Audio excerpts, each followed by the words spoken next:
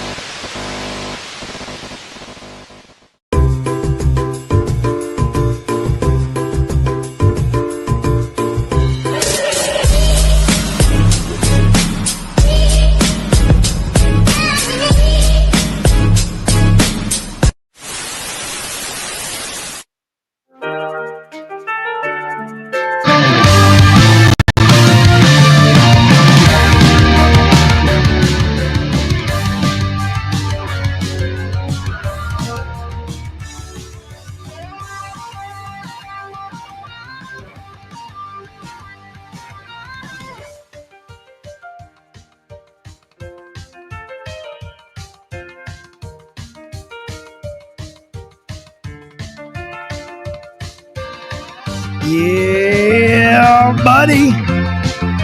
It's DDK Saturday night, and we are live.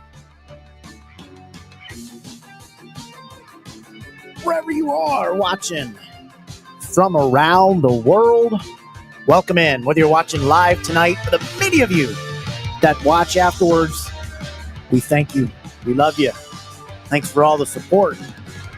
Because tonight we've got a great show for you, jam-packed.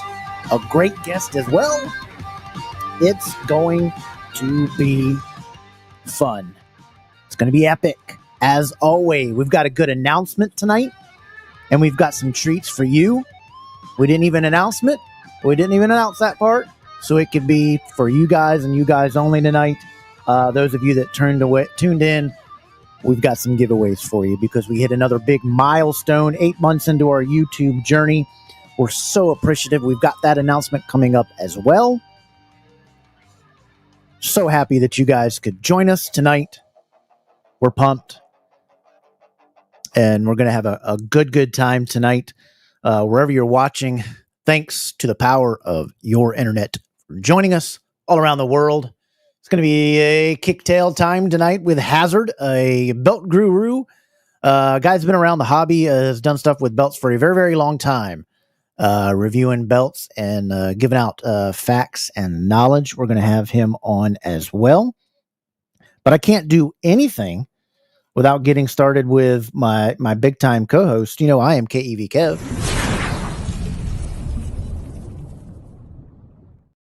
And my big dog, my co-host of the Dropkick podcast. Please welcome in Ethan Thompson.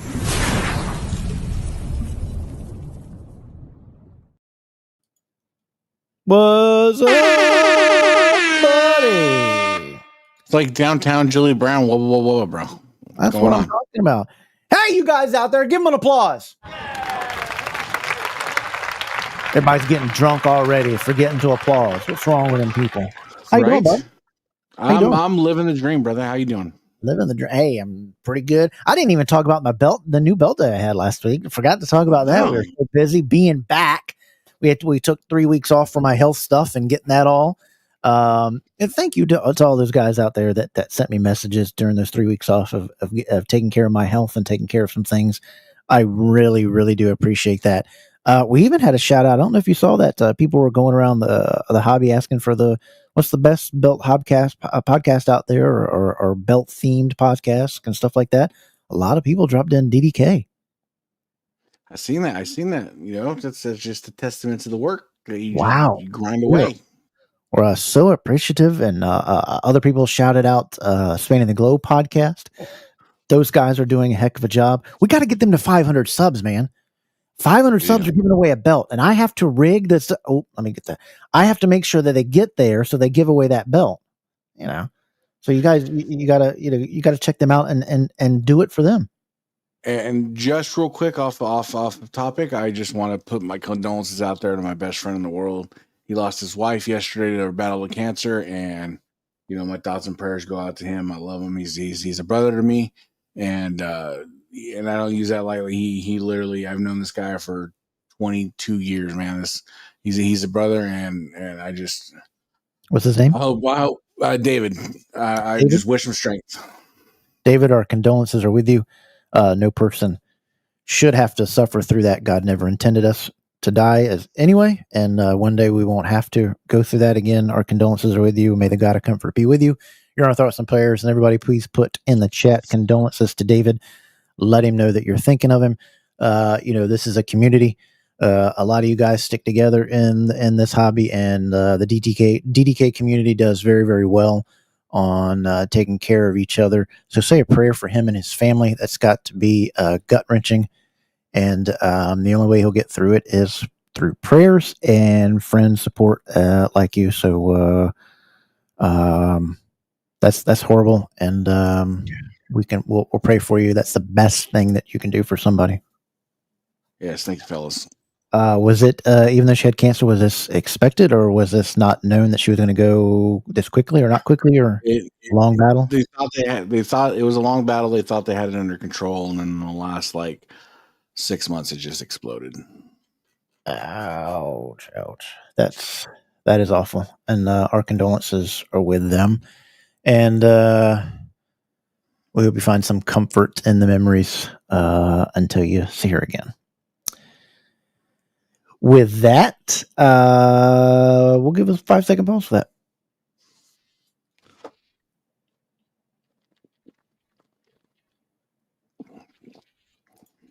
All right. Hey, you guys got to check out what we were just talking about. Spanning the Globe podcast. They are on the Wide World of Belts YouTube page. and on Mark's leather page, Mark Championship Leather. You can watch them every Thursday night, 8 p.m. 7 Central. Mark, Andy, Ben, and some guy named Richard. They do a great job over there. Let's get them to 500 subs so that we can get a belt giveaway out to you guys. We got an announcement of a belt giveaway that we're going to do here too tonight. So check them out. Spinning the Globe podcast every Thursday night, 8 to 7 Central. Check them out. This week's topic I have got for them. It's a great one, Ethan. And we've got to weigh in this on the chat too. Toilet paper. Are you an over the roll guy or under the roll guy? Ooh. Very, very important question. Do you want your toilet paper? You pull it over the top, or do you pull it underneath? We've got to ask HAZARD5. I'm over the top guy. I want my toilet paper over the guy. But us guys, really guys don't matter much. But there is a lot of guys in this hobby that sit down to pee. They might be the ones that pull on this. I know there's a lot of guys in this hobby that get so wound up, that are unappreciative, that go on shows and then crap on the show after they've been on it.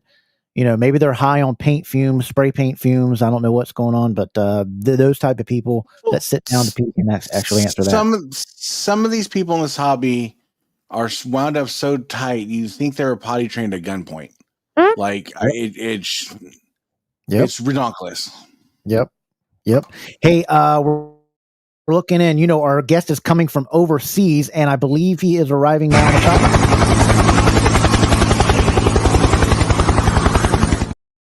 Yes, sir. So he's going to be on in 2 minutes. While we do that, we're going to kick it off. It is DDK Saturday night.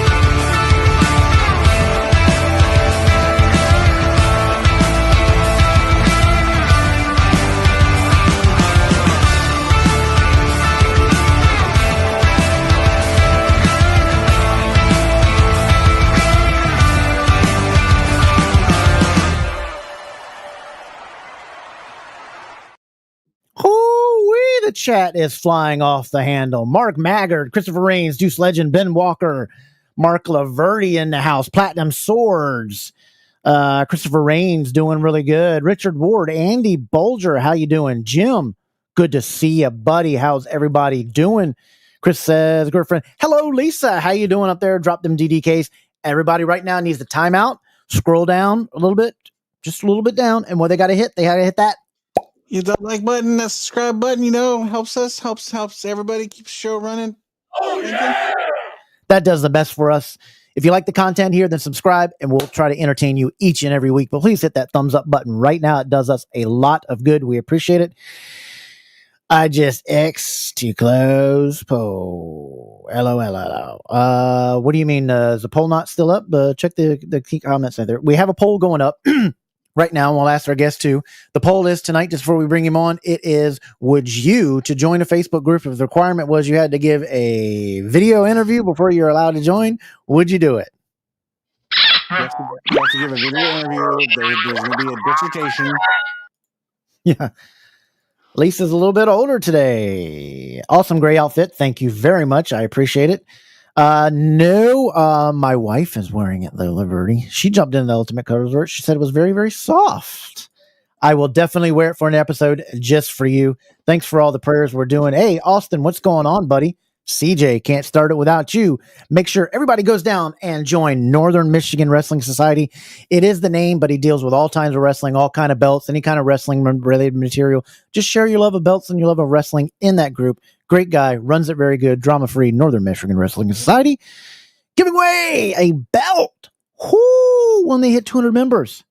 That's what I'm talking about. Oh, yeah. That's what I'm talking about. Everybody doing real good. Condolences. There you are. I hope your buddy lets you know that he sees all in these comments. Absolutely. That's a tough thing to go through. I know that's off. Over, under, over the top. Deuce says always over. The over guys, a lot of over guys. Oh, there's an under. Texas, he's an under guy. I forgot to even ask the question. Always, he says always over. I yell at my wife when she puts. I just say when you pull it from the under and you try to do that rip off, it doesn't. It just and keeps going like a cat's playing with it. You know, I'm a gorilla. I don't put in the wrong. I got you. William, how you doing? Welcome in, William Powell. Good to see you, buddy. Always looking good with them belts over the now I got this visual. Of Platinum. Platinum sitting there. He's got his roll of toilet paper, and he's got his hand. He's doing the wrap, little hand wrap. Come on, Platinum. We're better than that.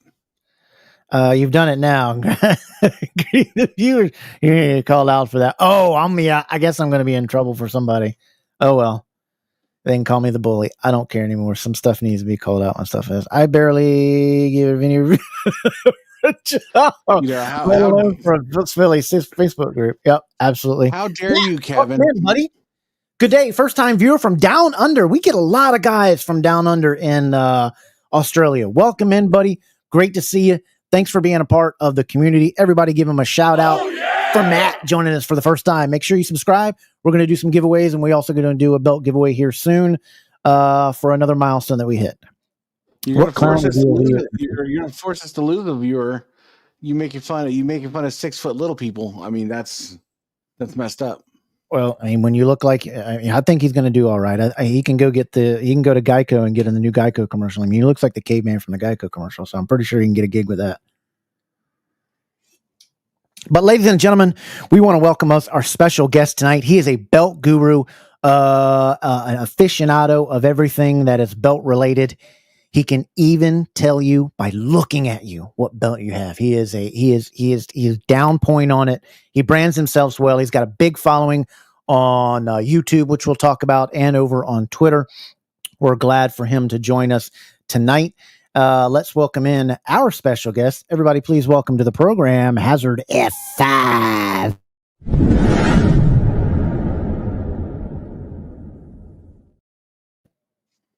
Hazard. Oh, there's some I hear some ladies in there. Wow, Ethan didn't even get that applause and everything going on. Ooh. Man, Hazard, how you doing, man? I'm good, man. Yourself? We are doing great. We are doing great as always. Kicking off the show, saying hello to everybody. The comments are going off the chain, and so are you a toilet paper? Are you a over the roll guy or under the roll guy? I don't have a preference currently. Over. There you go. Over. And the question of the night: would you, as a requirement to join a Facebook belt group, sit down for a video interview to be able to join it? No. No, I would not. I will say that the mindset of potentially trying to wean out scammers and fake accounts and stuff, it's not a terrible idea, but maybe not an interview. Like, I've seen a couple of groups where not belt community, but other stuff, like Ranger figures and stuff like that. There's a couple of groups I'm part of where if you're selling something, you have to record a video of the item and show yourself in camera with the item. That's good. I don't get away with that. But you know, if admins would take a little time and not hit click when somebody joins, you know, doing the questions is a good thing to make somebody join. But if you also check the account and look at the account and see what's posted, see if it's an actual person, check them out in the hobby, type their name in on Facebook, see if they're posted in groups, see if they're in the scammers group, then see who the account's registered to. If it's a different name, usually you can catch them this, that, and the other. Also, if it's a first and last name that they're just about the same, you know, 2 first names, that's usually a giveaway. And when you go to their likes on their picture, usually you see Tom Smith, and then you go on their picture, and Voodoo Humahamahamakami is all their likes or whatever. It's just people foreign likes, and you know that's a fake account stipend in that way. Yeah, I mean, with everything with like Belt Talk and another group I'm an admin in is like, if the account is less than a year old if the account has like less than a dozen friends, that kind of stuff, or if you go to their account and it's a locked account, so you can't see anything on it.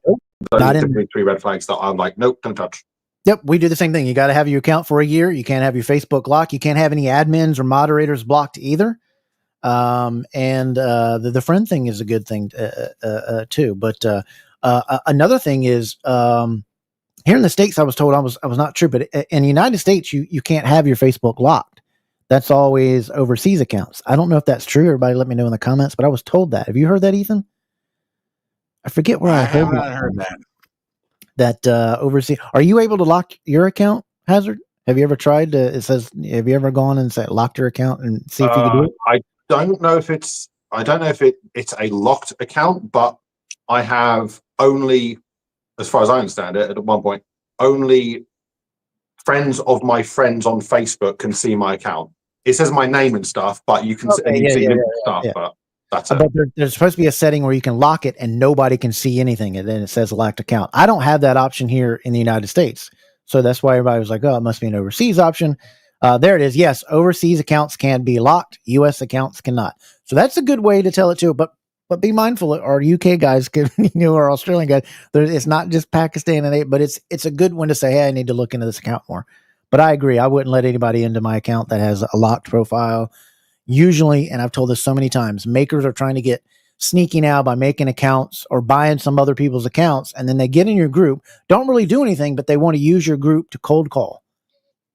Yeah. And we also have a rule in our group that if somebody cold calls somebody, we don't have many makers in our group anyway. I only think like 3. But if somebody cold calls you out of the blue for you're gone. If you report it, you're gone. We don't deal with that stuff. Instant red flag. If someone, because I've had it happen a number of times, if someone messages me and asks, oh, do I want a belt? Do I want to order a belt? Immediately, I'm not going to deal with that person, because if someone's good at what they do, if they produce a good product, then word will get around. I'll notice them and I'll contact them. They don't need to contact me.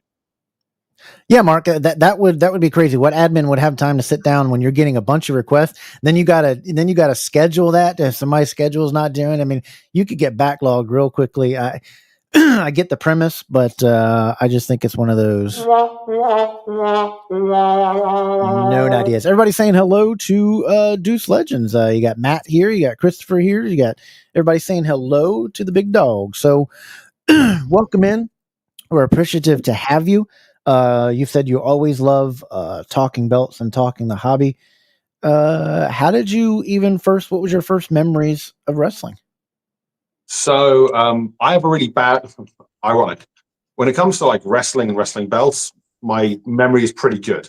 But my actual like real life events when I was younger, not so much. So like my earliest memories were like when I was 5 or 6, and I couldn't tell you what show it was. It was probably Nitro. But I was watching WCW in some form, and I saw the big gold belt on TV, and I was like, "Oh, that's really shiny. I'd really love to have one of those."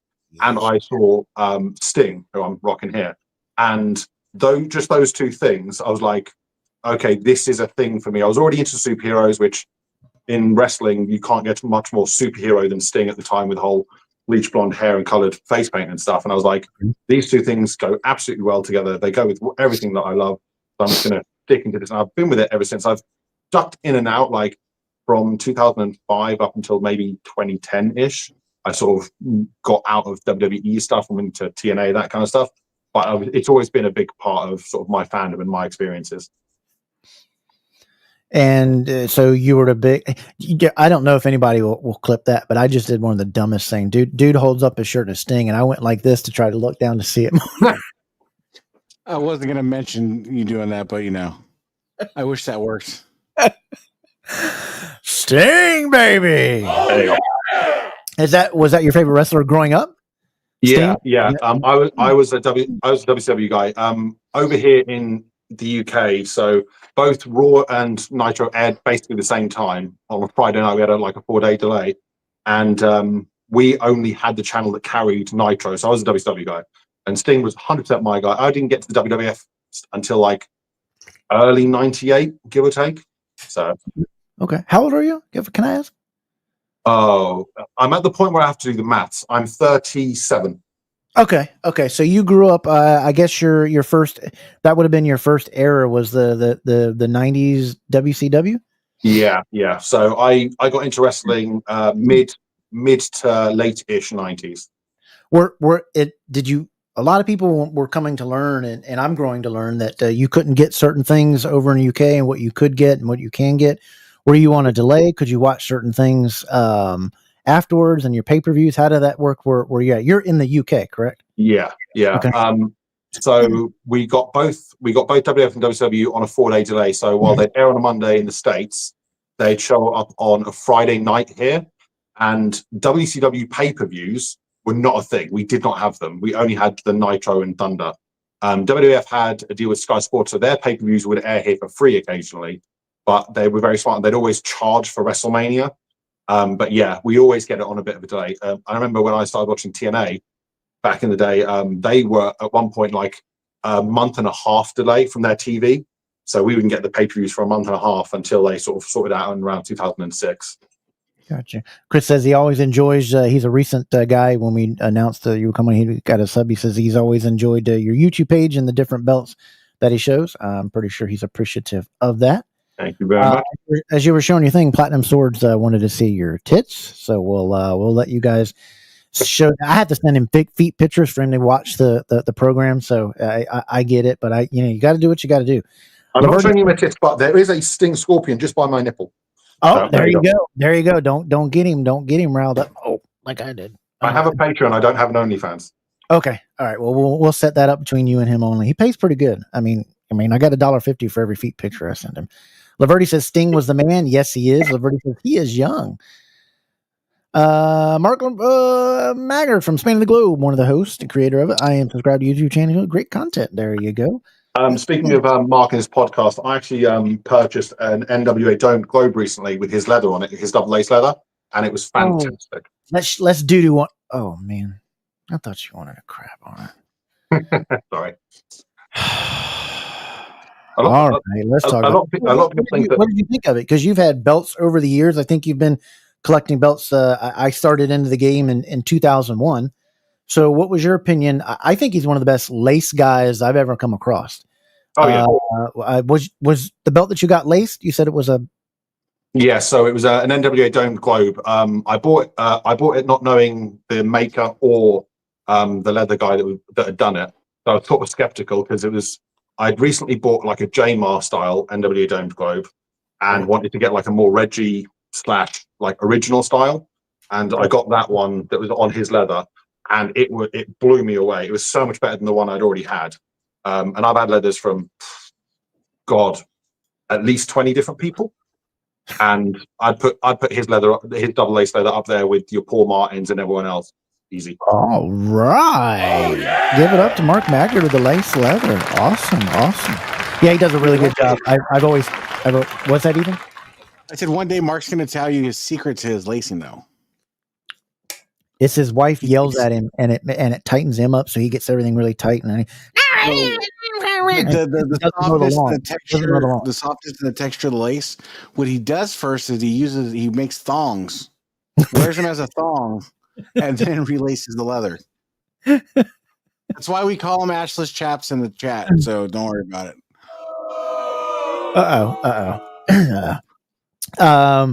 He said, I may put down from my video. Hey, there you go. Chris Boyd says, I love your video on the segment when Nikita Koloff destroyed the NWA United States title, but wanted to kill Nikita Koloff afterwards. You weren't the only one. Those were NW Heat days. And I remember as a kid growing up, it was only $13-14 to get front row seats. We grew up here in North Carolina where,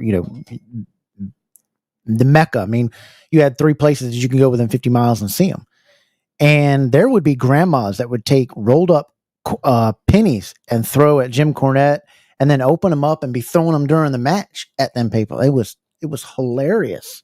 It was hilarious. But he says he enjoyed your video above that. When you're doing your research for your videos on YouTube, where do you go for your research? Is it just you go watch the old videos? Do you go look up for your when you're looking up the history of the belt? How do you get your info for that? So my first history of video was back in like 2011, which was obviously pre like WWE Network and stuff.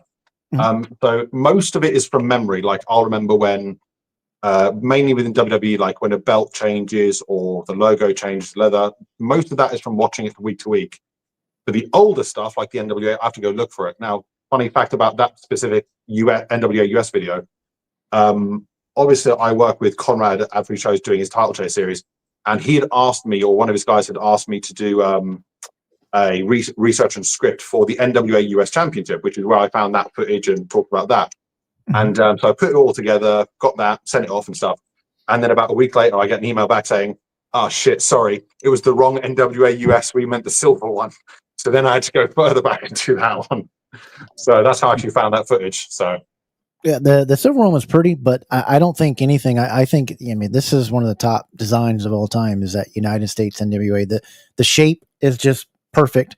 The way the round plates go into and mix into it, it's just another Reggie Parks home run. It's just, I think it's easily in the top three, and even his one of my also favorites is the NWA United States tags that he did, that the Midnight Express did, made famous. I think that's an absolutely killer design. NWA killed it in the 80s for designs, and I still think that they're the best design era. It was that mid 80s where they had this tag, that, I mean, then the TV title. I think that was the best lineup. Do you have a best lineup or a favorite lineup in your mind? I'm very biased when it comes to that. I catch a lot of heat because my favorite period. I'm like a wrestling fan, so my favorite thing is like in-ring action. So my personal favorite period to watch was the Ruthless Aggression era from 2002 around 2004, where like Brock and Angle were around and stuff, just tearing it up. So I would like, I've got a cabinet behind me here with like the Ruthless Aggression set. So I've got Undisputed, Big Gold. I've got the WWE US and the SmackDown tag. The WWE, that's my go-to. But being a WCW fan, I love the Big Gold, the WCW US, the JMR, the Cruiserweight, that kind of stuff. So those are my two go-tos. The NWA was great, and I've had an appreciation more so for the US Championship recently because I actually purchased one just to review. I've never been a fan of like circular side plates. That's the only belt I've ever seen that actually does it well.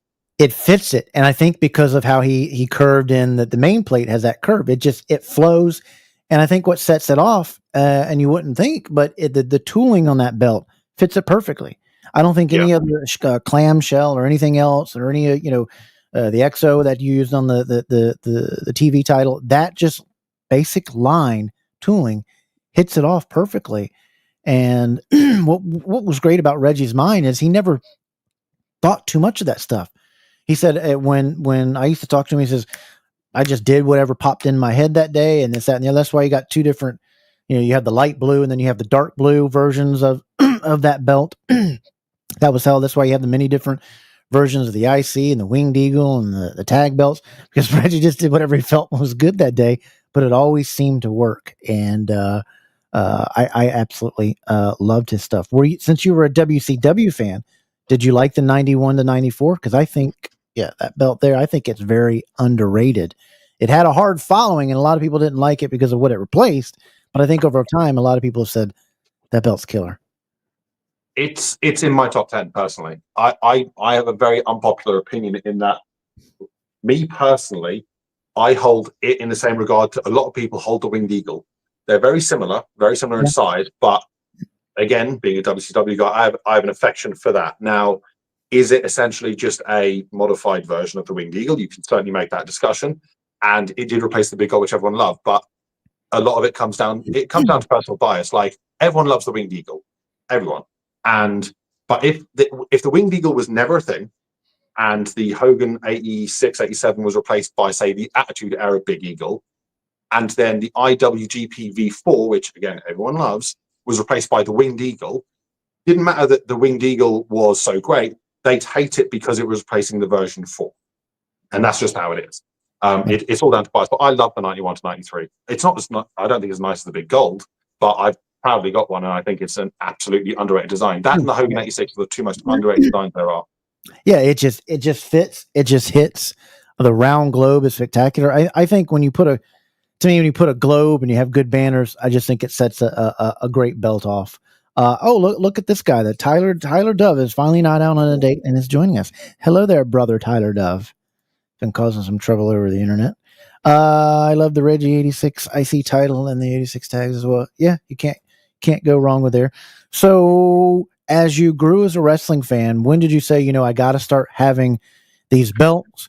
Was your first belts, I guess, the 90s, or did you get the foam stuff first and then you led into figs, or how did Hazard come about his belt love? Yeah, I started with the foam stuff. My first okay? Yeah, absolutely. My first voyage into wrestling belts in the history, I got the the Block Logo Big Eagle foam belt, and weirdly, I got the WCW World Title foam belt at a wrestling show here in England, and WCW were doing a tour here.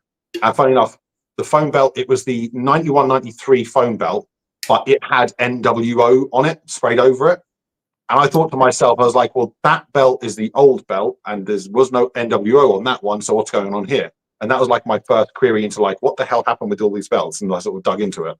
But yeah, I started out with the foam stuff, and then as I got older, I was like, okay, I need a proper one, I need a replica, I need a metal one. And right. I begged and begged and begged my parents for one for my birthday or Christmas, or just combine the two, and you could get me that, and you'd have to get me anything else for the rest of the year. And they eventually sort of caved. And my first one was the Undisputed back in 2002. I think it was the version 1, the smaller one. And they were like, okay, here you go. But after that, that's it. We are not buying you anymore, and you're not allowed to get any more in our house. The first one stuck. The second one, not so much, because as soon as I started earning money, I was like, okay, and that promise goes out the window. So. Right. I got you. Ethan, you got something for him there? I'm more enamored with the Power Rangers. Are you okay? No, I'm more enamored with the Power Rangers. I was thinking about Power Rangers right now. Because I'm not gonna lie, I was on eBay, and they have the classic shields of Power Ranger daggers that I really want, and I want to pull the trigger on, but I just don't want to spend the $1,500 that they're asking. 2014 San Diego Comic-Con did a limited run of 1,000 of the 24 karat gold die-cast daggers. I want it. I need it. I want it, but somebody just posted one.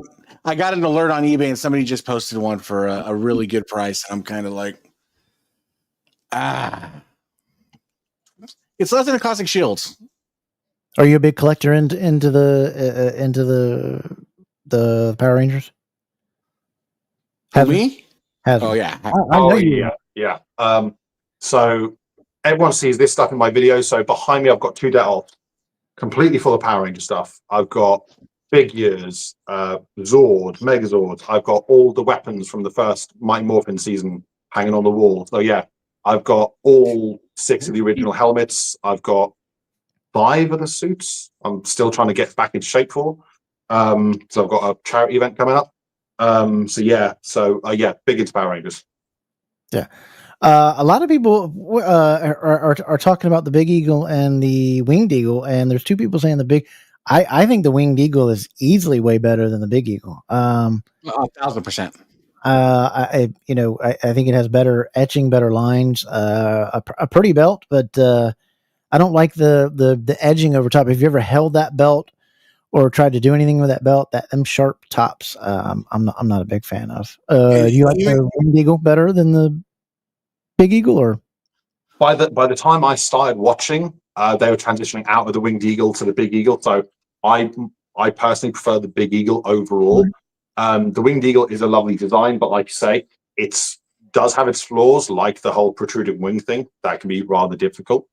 I also find that with the design being so small, it's one of those belts where if you don't curve it enough, it looks dreadful. But if you curve it too much, it looks dreadful as well. So there's a very fine line. Right. But the best version of the Big Eagle was the Block Logo. Yeah, I did like the. No, Christopher, you got everybody's on your side. I like the Winged Eagle better. Christopher's got it. Christopher's got everybody. Everybody's saying Big Eagle. I'm just shocked. Maybe y'all grew up into that era. No Platinum. I have never watched a single episode of the Power Rangers. It just wasn't into my time. I grew up in the 80s and very early 90s. I was Voltron, the 80s kids, He-Man. All that stuff, Thundercats, all that kind of stuff. So when did you get outside of your Figs Inks? When did you start getting into better replicas and maybe finding your first Reggies and your first Jmars or anything like that? When did that start coming about? So that was in 2010 or 2011. I found a real quality belt made by Top Rope Belts. It was a big gold on eBay, and back in the day there were not many people who would ship internationally belt wise, so I found this one. It was like an 80 styles dual plate big gold that had Sting's nameplate, and I was like, okay, that's awesome. I ended up winning the auction, and I think it cost like $1,700 at the time, dollars, let's give or take. So anyway, got that in hand. That was my first real belt, and from there I was hooked. And not that far after that, Figures Inc. or Wrestling Superstore started posting Reggie Park's belts on their website that you could order, and they had like a 4-month turnaround time. So I ordered an all gold Winged Eagle. And going back to what you mentioned about sort of Reggie and just him doing whatever it was with the straps and stuff, I actually contacted them about specifics of the belt that I wanted, including like beveling around the logo plate. At which point they were like, okay, we'll get back to you. And then funny enough, I got an email back from Dave Milliken. That's how we first got in contact, about, okay, well, Reggie typically doesn't do that, but I'll let him know. And if he remembers, he remembers. If he doesn't, he doesn't, sort of thing. And then we were off to the races. Yeah, NWA, the TRB makes a couple of NWA belts. They make a TV title. They'll make a couple of things for you. I absolutely love Top Rope belts. I'm a big fan of them. I have 3 of their belts. Randy's a great guy. They're located here in North Carolina. They do a great job. Rainmaker City, welcome in to the program. He asked Hazard, you can only pick one. I don't know what the hell this is, but it's Adam before my time, after my time. Dragon Dagger, Saba, or Golden Staff. Ethan, check your messages. Of those ones, easily the Dagger. I never liked the White Ranger. I never liked Saba. So Dragon Dagger, Gold Zeo Staff, Saba. Ethan, I guess you can answer that question too, because you know what that is. I'm going Dragon Dagger. Okay, I got you. Stephen Hammer checking in. I miss the old. I was going to bring up that. I said, those days are great. When Hazard, it would lay on the bed. We're going to get into YouTube. It would lay on the bed, and then the next thing, he's right in front, like you're the mirror in the bathroom, because that sunlight coming in that bathroom was my thing. But yeah, the bathroom, I was like, I missed the bathroom videos, man. Those were classic. You lost all of that, didn't you, when your channel got shut down, or did you have it stored somewhere else? And how did you lose your channel originally? So, it's so frustrating. So I had previously had a bunch of copyright strikes from WWE, because all inaccurate. So I had a video flag from WWE, and this is going back a couple of years, and I found basically their counterfeit email contact, emailed them and stuff, and they went through my channel and stuff, and they were like, nope, there's nothing there, etc. So we'll just remove the strike. That's no problem. And then last year, I just randomly went to upload a video one weekend, and it wasn't letting me into my account. Now that had happened before, but it was like the YouTube app doing updates and that kind of like maintenance. Okay, that's fine. I'll check it tomorrow. So then again, left it 24 hours, tried logging in again, couldn't get in. And I then contacted YouTube customer support saying, hi, I can't get into my account. I haven't been able to get into my account for 2 days now. Is there anything you can do? They then messaged back saying, okay, well, we've reset your passwords, this, that, and the other. We'll sort that all out. Here's your new stuff. You can log in now. I then logged in. And when I logged in, it said that while I'd been logged out for those 2 days, something was uploaded to the channel that violated YouTube community guidelines. Now, they couldn't tell me what guidelines they were, just that something was uploaded that violated the guidelines. And I know that I didn't have anything scheduled to post, because sometimes I'll schedule videos to go up weeks in advance. Like I've got one going up tomorrow night that I've already scheduled. And I thought, well, that's really strange. So I went to the notification, clicked on it, and what had been flagged had already been deleted, whether it be by YouTube or whoever uploaded it. I was like, okay, so I've got this notification. I don't know what the content was. So again, I'll contact YouTube. So contacted them and they said, yeah, something was uploaded while you were locked out. Okay, this is going to work against me, this, that, and the other. And they were like, no. 24 hours later, and my channel had gone. And I contacted YouTube and they were like, yeah, it violated guidelines, so we had to delete it. And I was like, the whole channel with you having 0 strikes or anything? Yeah. I would have threw the balls off of them. Yeah, but the thing is with YouTube is like, you have to go through weeks upon weeks of messaging before you can speak to anyone that's not like an automated bot. So I finally got hold of someone and said, I literally have these reports saying that I was locked out of the account. I have these reports of you guys replying to me saying that you knew I was locked out, yet you've deleted the channel. And they just stuck their heels in and was like, no, it violated guidelines, therefore the whole channel has to go. Basically, regardless if I personally did anything wrong or not, they nuked it. And unfortunately, I wasn't smart enough to upload. Now, anything that I post on TikTok or YouTube or anything else, I upload it to my private server. It's all saved. So God forbid if it ever happened again, I have all of that stuff that I can just re-upload. But as of when that stuff was deleted last July, it was all completely gone. And they never could say what guidelines. I mean, that's a pretty broad scope that would be nullified in a courtroom. Yeah, I mean, my gut would tell me that it was a copyright thing. The only thing is though, there was nothing on my channel, like everything that I do post that could potentially be that. It's all behind locked doors. It's on Patreon. It's that kind of stuff. And there was nothing that I was able to upload because I was locked out of my account, which they knew. And anything that was uploaded, it couldn't have been any of my content because I didn't have anything saved that was like not listed, that was uploaded to just not public. So I don't know what the situation was, and they certainly couldn't tell me. A very similar thing happened to Wick Belts a couple of years ago, where his channel got deleted. He eventually got his back, but for whatever reason, they were just like, nope, it's done. That's it, game over. So and then just had to start from day one. I'm very thankful for the following I've managed to amass. So when it got deleted, I had 24,000 subscribers. Currently, I've got 14,500, which in a year, less than a year, because it was deleted in July, I've managed to scrape a lot of it back. But the revenue went with it, the viewership went with it. I think at the time it was deleted, I'd had over like 7.2 million views on my channel, something like that. So, and now I've got to rebuild it up to get the algorithm to get people watching again, which is just really, really annoying. Yeah, there would have been some fighting going on there. That that was some. Well, YouTube, I don't know how it works, but YouTube makes not a lot of sense anyways, because you can get copyright stricken for everything.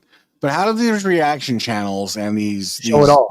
Videos, music, and they are fine. I don't get the logic. I don't know how. Do you have any clue how that works? So part of it is, so the problem with the copyright guidelines is YouTube's always changing. So it used to be you can only show like a 30-second clip of a TV show and it falls under fair use. Then it became 20 seconds, then it became 10 seconds, and it's constantly changing. Like Wrestling Bios, who is a great YouTuber, his content is wonderful. His Reliving the War series comparing Raw and Nitro is amazing. But ever since he started that program 5 years ago, it started from like 30-second clips and has gotten less and less and less and less over time, which just makes it so difficult. And the only way to get around it is a lot of YouTubers thrive on their ad revenue, the income that they get from it.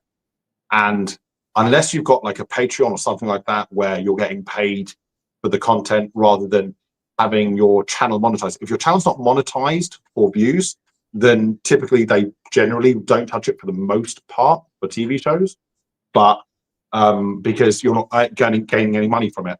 And those people typically get most of their money from things like Patreon and stuff of that nature. But it changes every week. It's a revolving door of rules.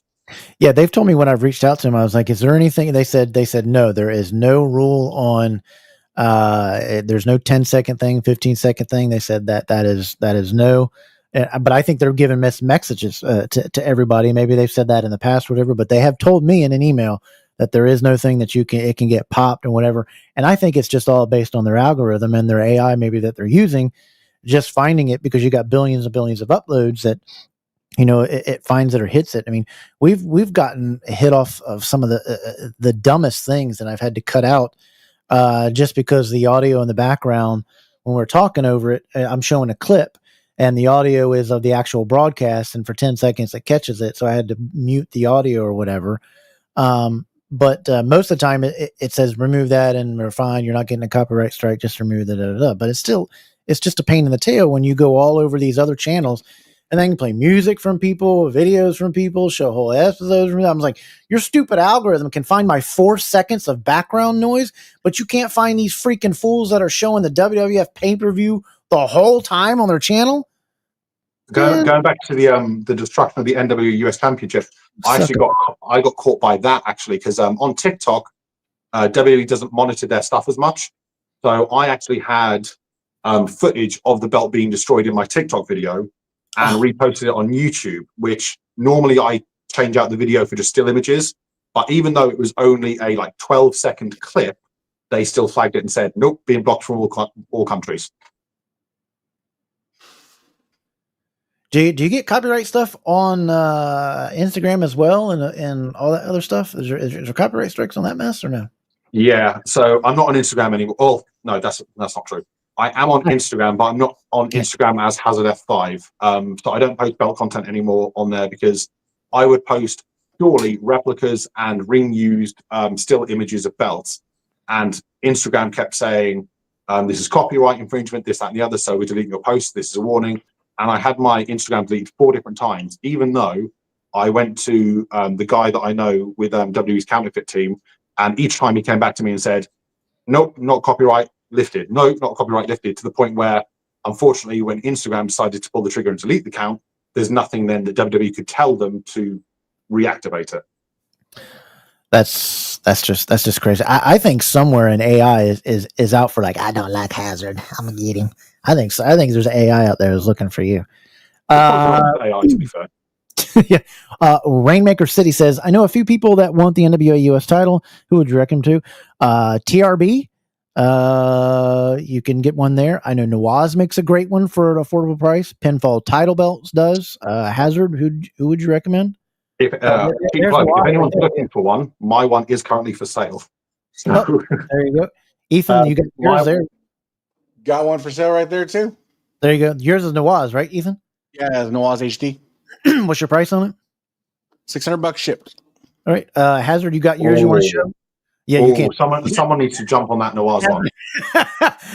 Hazard just had a rise in his pants. Yeah.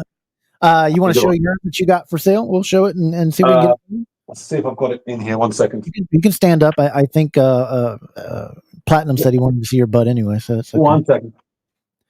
Well, why is Hazard wearing his boxers backwards? There was a question up in here just a little bit ago also that Tyler Dove will get that question there. Don't let me forget this. Says Hazard, while you're getting that, Tyler asked, do you prefer the 2D or 3D Big Gold War?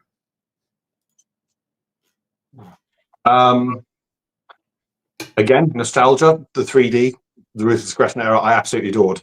Although, just from aesthetics, I do prefer the look of the nugget textured 2D Milliken version. That one just looks amazing to me. I wish they never got rid of it. I got you. Show it off here. What you got and what's your price on it? So no set price is negotiable because these are one of those ones where I literally pick most of my belts that you see behind me. I pick up purely to review and then I release into the wild. Okay. This one is by Pinfall Title Belts. They're quite new. We just started talking about them. What'd you think of it, of their work? Really, really nice. I was a bit skeptical because they're quite new. I hadn't heard that much about them. Yep. Really nice quality. They're etching in on the level of, say, an HD Nawaz or an HD Classic Shield. So they are on the lower end. So these go for like more sort of replica level prices. But for what it is it is really, really nice. And like you were saying earlier, the bevel lining work between the plates really helps with the overall aesthetic. That's not an easy one to get right, even though it's lines, and he got that pretty doggone well. Yeah. So it was a really nice piece. Is that his leather or is that Mendoza's leather? Because you can get that on American Leather by going through them, and I think it's a little bit more extra. But I think it's like $800. Yeah, American Leather. So this one is on their leather. So this is Pinfall Velvet. So this is Mendoza. I had Mendoza strap. He does a really good job, but this is one. Yes, isn't one of his ones. All right, so hit him up if you want an offer on that belt. And Ethan's got one too. You got two great options right there. They're Rainmaker for somebody that's looking for them or anybody else that's out there. And what'd you think of Pinfall when? Well, how did I miss that one on your? Did you review that one, or is it not uploaded yet? No. So because of the nature of YouTube and stuff, that stuff typically stays on Patreon. I upload stuff occasionally from Patreon, but most of it has to stay behind that paywall. Okay, and so everybody knows, you have explain that on your channel and all about that. So we'll go ahead and cover that now. So on my channel, you'll see reviews of WWE shop replicas, TNA official produced replicas, real quality belts from actual makers. Like, for example, my JMAR Undisputed behind me here, you'll see a review of that on the channel and stuff like that. But the bootleg stuff, for the most part, I upload stuff occasionally, but for the most part, that's on Patreon. And I upload it in dribs and jabs. So like I'll do a couple of uploads of that stuff a year onto my channel, but it will be on Patreon first. It's a bit like the history of the WWE Championship. So I'm currently reworking that. I only just posted part 1 on Patreon and my YouTube membership there a week ago, 2 weeks ago maybe. And all of those episodes for the entire history is going to go up on Patreon on YouTube first. And then once it's all been up there for a while, it will then make its way over to YouTube. Gotcha. There you go. That's all explained there so that everybody is aware of that. And I just kicked him like a dork. There you go. I keep doing that. That's the wrong freaking one every time. There you go. It says nice belt. There you go. It is a really nice one. And I wasn't a huge, like, the NWA was a bit before my time. I love the TV title. I love the US title. I love the tag title specifically. But I never had an actual affection for the TV championship or the US championship until I had it in hand. At which point I was like, this is better than I thought it would be. Just the color scheme, the red, the blue works so well with the gold. It's a really, really nice setup. Gotcha. So what led you to wanting to start a YouTube channel and doing that? What got the interest up to do that? So part of it was just because when I started collecting, as most people back in like the late 90s to early 2000s, obviously like YouTube was still in its very much infancy. Facebook wasn't a thing. People still had MySpaces with their top 8s, and there wasn't really anywhere to go with as far as like wanting to have answers to questions like, is this belt worth it? What is the quality like? That kind of stuff. How accurate is it? And I figured, okay, well, if that information isn't out there, well, maybe I can then help out with that, or maybe I can advise on that by showing people what they're buying. So if someone's going to spend, back in the day when we had belts for $200, what a time we lived in, you could see what you were getting before getting it. So, for example, if you were looking for the WWE Big Gold replica, on my channel, I had a review of it, and that way you can make a judgment on whether or not you're going to spend your money on that based on what you see. Because some people will think, okay, it's worth it. Some people will not want to touch it. Maybe you want to go with a different belt. That's how sort of it all started. And then I was like, well, I've got all this random belt knowledge and stuff, so I'll start dropping that into my videos and bits and pieces and sort of bits here and there. And then when people started saying, well, it's like, oh, I never knew that, or that's really interesting, can you talk more about that sort of thing? And then from there, I started the history of series. I think my first one was back in 2011, and it was fucking awful. Like my first one was like 10 minutes long on the history of the WWE Championship, and I missed so much stuff out that I was like, oh, that's embarrassing. And then decided to redo it years and years later. But that really sort of caught on, and people seeing my and I admit, my reviews are really overly detailed. And that's just part of me just getting my nerdism stuff out there. Like, people can skip through it and just turn the mute button on and just watch the thing. But people can then see what they're getting and seeing if it's worth their money. Because at the end of the day, belts are not cheap. Even the replicas, like I know what you guys are dealing with in the US at the moment with the price hikes.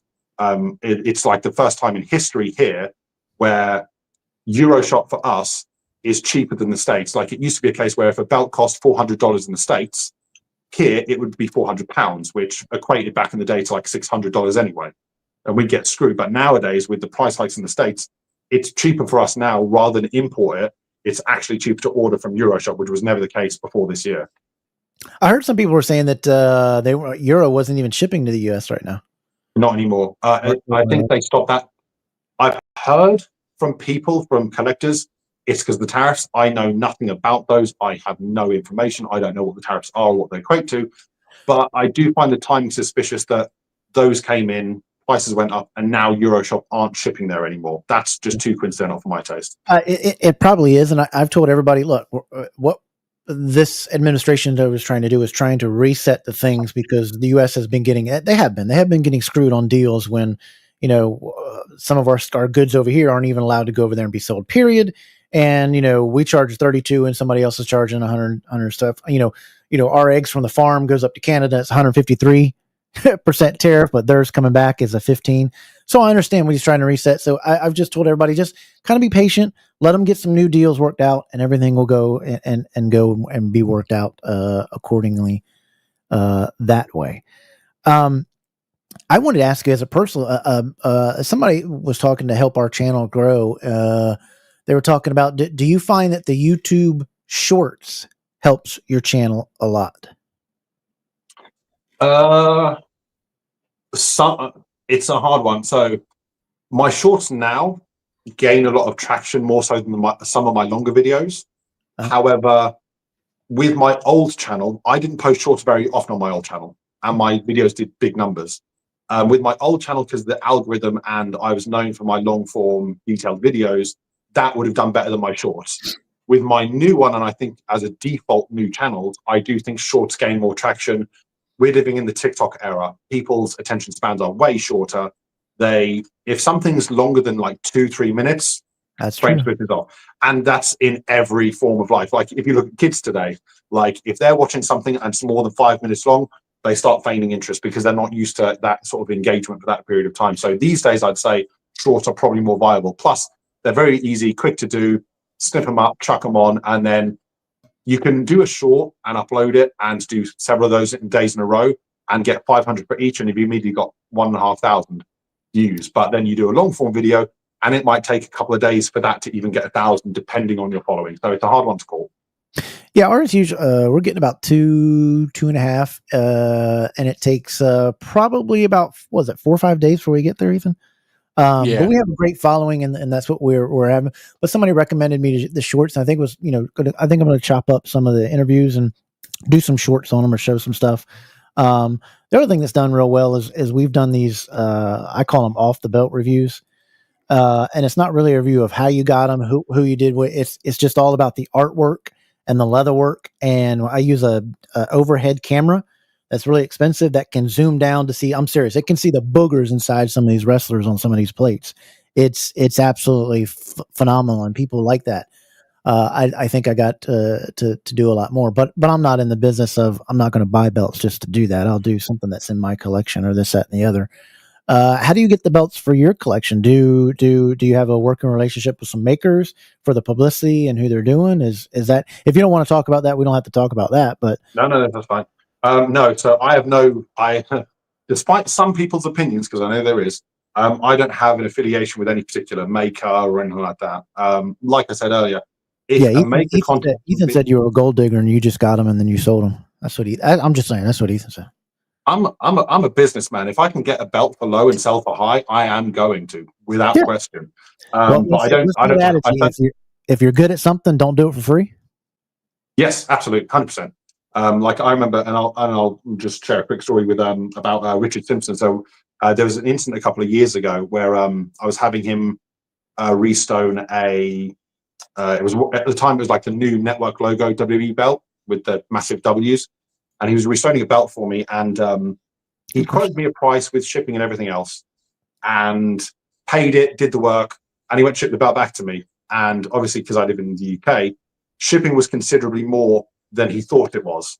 And he realized that the amount of shipping it would cost was basically going to eat into his entire profit. So he was going to gain nothing from the belt because of the price of shipping. And he said, it's my screw up. I'll eat that. That's my fault. No problem. And I said to him, and Richard will sell this because we've spoken about it. I was like, no one should do anything for free. So I was like, no, that's absolutely not right. You tell me how much the difference is. I will cover it. That's mine. That's my thing. There's no reason for you to be doing that for free. That's not how business works. And he was very appreciative of that. And like everyone should, if you're good at something, yeah, don't do it for free. Absolutely. But like, I don't have an existing relationship with makers. There are makers that I buy from regularly because I do like their stuff. I've never had anyone come to me and say, oh, do you want to review this belt? I'll give it to you for free. Now, people have said that, but I always say to them, that's fine. However, I will review it honestly. If it's bad, I will say it's bad. And there will be no... You can't you can't. Once you kill your reputation, your reputation's gone. And if you're caught kind of doing that stuff. Ethan, do you have a comment? Yeah, so I know a while back you don't like using your name to get bumped to the line. Yeah. So that changed? Because remember Orm was going to fill some orders for you, but he didn't know that you were who you were. And then he found out who you were. Did those belts come faster? Okay, so use it. I still try as much as I can to make sure that guys don't know who's ordering. So for years, like my Facebook page, like my personal one, I didn't use a photo. I didn't have any of that stuff. So it was very hard for people to know who I was. These days, it's harder. Mainly partly because a lot of the belt makers that I go to, like Classic Shields, Noirs, Altair, they're three of my go-tos. I get ones from other ones like Pinfall Title Belts and Wakaz. I forget his name. Apologies. But these days, I go to those ones. If it's someone new that I've never dealt with and I want experience, what they don't realize is I will get a friend of mine. I'll send them the money and they will order it for me. And then it will get... Don't use Mark Magger because they'll make you wait 3 years. I mean, that's what Classic Shield did to him. So don't use the name Mark Magger. So, and they'll get sent to them, and that way I've got an accurate response to you. Now, with the Orm situation, it was silly. So, and from what I understand, Orm is doing a lot better with his business practices. I will say that. I haven't ordered from him since, just because fool me once, shame on you. Fool me twice, shame on me. But I saw a post about a belt that was ready to ship. Paid for it. Cool. 2 weeks go by. I didn't hear anything. Messaged him. Hi, have I got tracking? That kind of thing. And he said that one of his guys, or he had done it, I forget which one, had sold the belt to someone else by mistake, and it was already on the way to the other person. But he could make me a new one within 3 months. Okay, fine. But then 14 months go by, and that's when I finally get the belt. Ooh. And in that whole mess was a whole bunch of stuff. And like, if you tell me, and I've told Classic Shields this, I've told Noirs this, I'm a very patient guy. If you tell me it will take 12 months, no problem. If you tell me it will take 16 months, no problem. And I'll give you an example. I've got I've got a TNA Wildcat replica currently with Paul Martin. And despite the fact that we're friends, believe me, I get no fucking special treatment. And he's having the belt stripped, replated in 24 karat gold, re-signed the whole thing. And when I said to him, he said, I'm going to be honest, I won't be able to start on this belt realistically until August of next year. And I said, that's no problem. So this would have been back in like December time. So he's not going to start until August, give or take. But because I know that's the case, I'm not going to message him until September because he's been honest with me. I have no issue. But if you say to me, it's going to be 6 months and then it's 8 months, pushing it, okay, a year, not so much. So in that time period with Orm, and again, I can't speak to what his business practices are like now, he would say to me, the belt is ready for leathering. Okay, fine. 2 months later, message him, any updates? And then he sends me a photo of the plates etched but not plated. So then how are they ready for leather if they haven't been plated yet? So I'm being lied to now. And that was the issue. Right. I will say that ever since he's been working with Vincent, Vincent, what's his last name? Vincent. Yeah. Right. Yeah. Ever since he's working with him, phenomenal. The stuff going back and forth and him being the middle guy. I know people because I've asked because I still want to order from him. People are getting their stuff on time, 6 to 8 months of what he's promised, and they're getting it. And Vincent is an honest and trustworthy guy, so that's why I trust him. So I do know that because I do know Orm had anger issues even back in the day with some people and stuff. And I think it was good that he's hooked up with somebody like Vincent to do some of this stuff. But that's unfortunate that's happened. And ultimately, it all comes down to at the end of the day. Just be honest. If you make a mistake, that's fine. We're all human. We all do it on a daily basis. No issue. And I bear no ill will towards Orm, and Vincent seems like a stand-up guy, and oftentimes a middleman can sort of bridge that gap between the two. And I think if that had been the case, because I remember when I'd received the belt, I posted a review on a Facebook page, and Orm messaged me with, and I won't go into the content, but he wasn't happy that I was negative about my experience, and he simply said to me, I thought everything went well, what's the issue? And I said to him, it didn't go well because there was this, which we talked about, he and I talked about, but that's water under the bridge. I don't bear any ill will because at the end of the day, I've got way too much to be doing, to be holding grudges and stuff like that. It's there's no point in it. Yeah. But there was, going back to what Ethan mentioned, there was a funny instance. So in the process of that order, I would think I was about 6 months, 8 months in. This was all through my personal Facebook. He messaged me on Instagram, the HAZARDF5 Instagram account, and asked if I wanted to order a belt, not realizing that I already had a belt on order with him, but he didn't realize it. And that was kind of funny because that sort of implied that, like, had I said this, I might have got special treatment, which is the whole point. I'm not looking for that special treatment. Like, I know Patrick Shields sometimes gets up there with their orders, and I'm no different. I've been waiting. So there was a belt that they were making for me. I wasn't happy with the plates that they'd etched or something. And it took them about, I want to say 14, 15 months. Now, they did tell me that it would likely be at least a year, again, which is fine. But at the end of the day, long periods are fine as long as people are honest about them. And ultimately, that's all that matters. Yeah. And that's what, I don't know if you saw, we had an interview with him here, and that's what I was telling people. I was like, you just can't be saying 6 months and then it shows up to being 2 years long. And I said, if I highly suggested to him, I said, look, you can't stop somebody from having a bad review.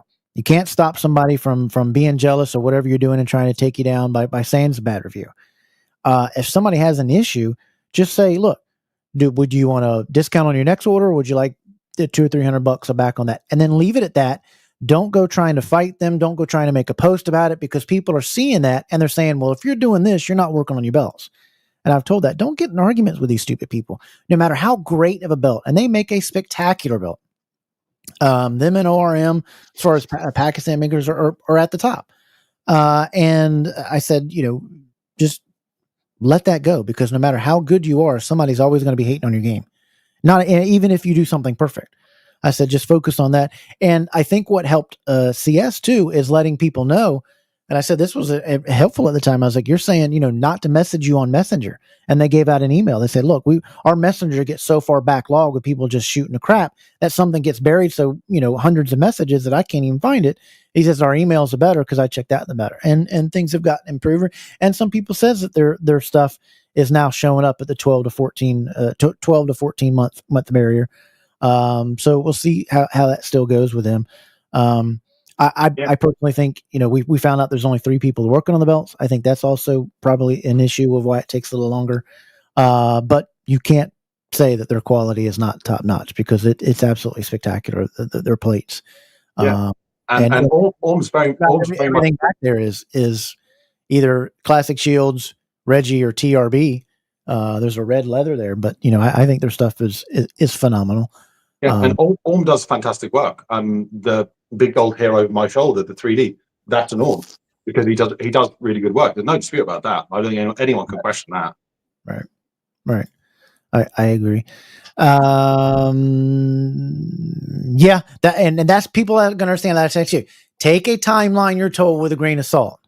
You know, if somebody says 6 months, you better buffer it 2 months. You know, that kind of thing. You better buffer it, but be upfront and don't be bugging a maker every dang week. You should not be asking. If somebody told you 6 months, you shouldn't be asking for any update until about 5 months in. Just let them do their work. Let them be the thing. She says, here's Vincent. He says, thanks, Kev. I'm trying to do the best to create a great relationship between ORM and customers. Let's not forget ORM is only 35. I thought he was older. And is growing as a member. He says, I hope Hazard likes the 3D big gold from us. Like I said, if I was going to go through to ORM, it's Vincent. I would trust Vincent with my money. He is one of the most positive people I've ever met in the hobby. Such a positive and nice guy. And a trustworthy, and I give him thumbs up. And if Vincent ever betrayed that trust, I'd get out there, come to Canada, and have a polar eat him. But a lot of people want to know about your belts. So the Hazard F5 top 5 belts, in your opinion, the top 5 belts of all time. Could you give us a list of what's on your Mount Rushmore? Give us the top 5 belts. So I would go. Let's do not tags. Let's just do individual titles that are not tags. Top 5, and then we'll do the tags. To be honest, tags, none of them are in my top 10 anyway. So top 5. Whoa. I'm not a tag belt guy. There's only 3 tag belts that I like. Only 3. The TNA, the 2002 SmackDown tags, and the classic NWAs. That's it. The others one I can like. They're okay, but they wouldn't go anywhere near my top 10. Wow. Well, the WWF tag, no? The NWA tag, the US tag. That's not in your top 10? It's not. I remember a conversation ladies and gentlemen, thanks HAZARDF5 for being here tonight. We're gonna. Oh, I'm just kidding. I remember having a conversation with Conrad Thompson because when I started doing my history of the WWE Championship, he messaged me through Instagram. Was like, "Do you want to just come work on this thing?" And we got talking, and he told me that his favorite belt of all time, without question, was the classic WWF tags. And I was like, if that's your pet fish, great. I just don't feel them that way. So it's not for me. What is it that is? It's not the design, right? Maybe it's who held it. Maybe that you didn't like it much. Is it the design? Is it? Part of it is the fact that it was before my time anyway. I gotcha. But part of it also is that like I'm not a big fan of belts with like big open spaces. So like while I appreciate like the classic Intercontinental Championship design, I prefer the JMAR version with the nugget texturing because it adds more to it. The TNA tag titles, which is basically the Reggie IC with filler, I like that more because there's more going on there. And the classic Reggie tag kind of had that issue with like the really large open spaces, which is why I love the SmackDown 02 tags because they're basically the Reggie tags with filler, which is what I didn't like about the originals. There's just too much open space for me. I got you. So give us your top 5, or if you know your top 10 offhand, you can give us your top 10. But if you know the top 5, give us your top 5 because top 10 is probably hard to get to. But I'll see what I can do. So number 1 with the bullet, big gold, easy. Number 2, undisputed, the 2002 version. Number 3, the one I don't get talked about enough, the IWGP version 3 belt, the Brock Lesnar belt. Okay. Number 4, the TNA 2007 World Championship. And number 5, probably it's not for the history, but for the design, either the WWF Big Gold, Big Eagle, or the TNA Legends Championship. Wow. Okay, there you have it. The Hazard top 5. There's it. Well, it's a very wide. I can see you're a TNA guy. I have 2 cabinets purely dedicated to TNA. If you got it, you got another 15 minutes. We'll get into that too a little bit because I think right now I've turned off WWE ever since Wrestlemania. I was disappointed in Wrestlemania. I thought it was an absolute, and I'm liking what TNA is doing. I want him to be better in wrestling. I think his feet absolutely stink. But we'll get into that. But before we get into that, tag belts, your top 5 tag belts of all time. Because, this podcast was started after the Rock and Roll Express. They're double Dropkick. And I know that's your favorite tag team of all time, too. So we'll get But what's your top 5 tag belts of all time? These ones aren't in any order because it changes depending on the day. But classic TNA, 2002 SmackDown Tag, classic NWA Tag Team Championships, the Reggie Parks mid-90s WCW Tag Team titles, like the one with the missing side plate before the Outsiders came in. And is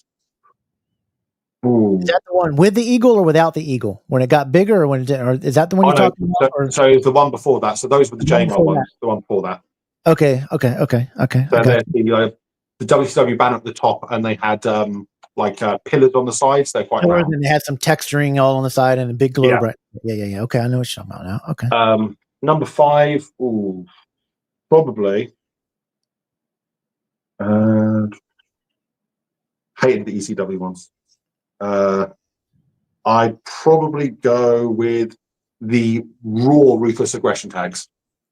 Okay, I got you. And you're talking about the NWA, the ones that the Russians held, and then the Rock and Roll Express, then first one, the all gold with the eagle on it.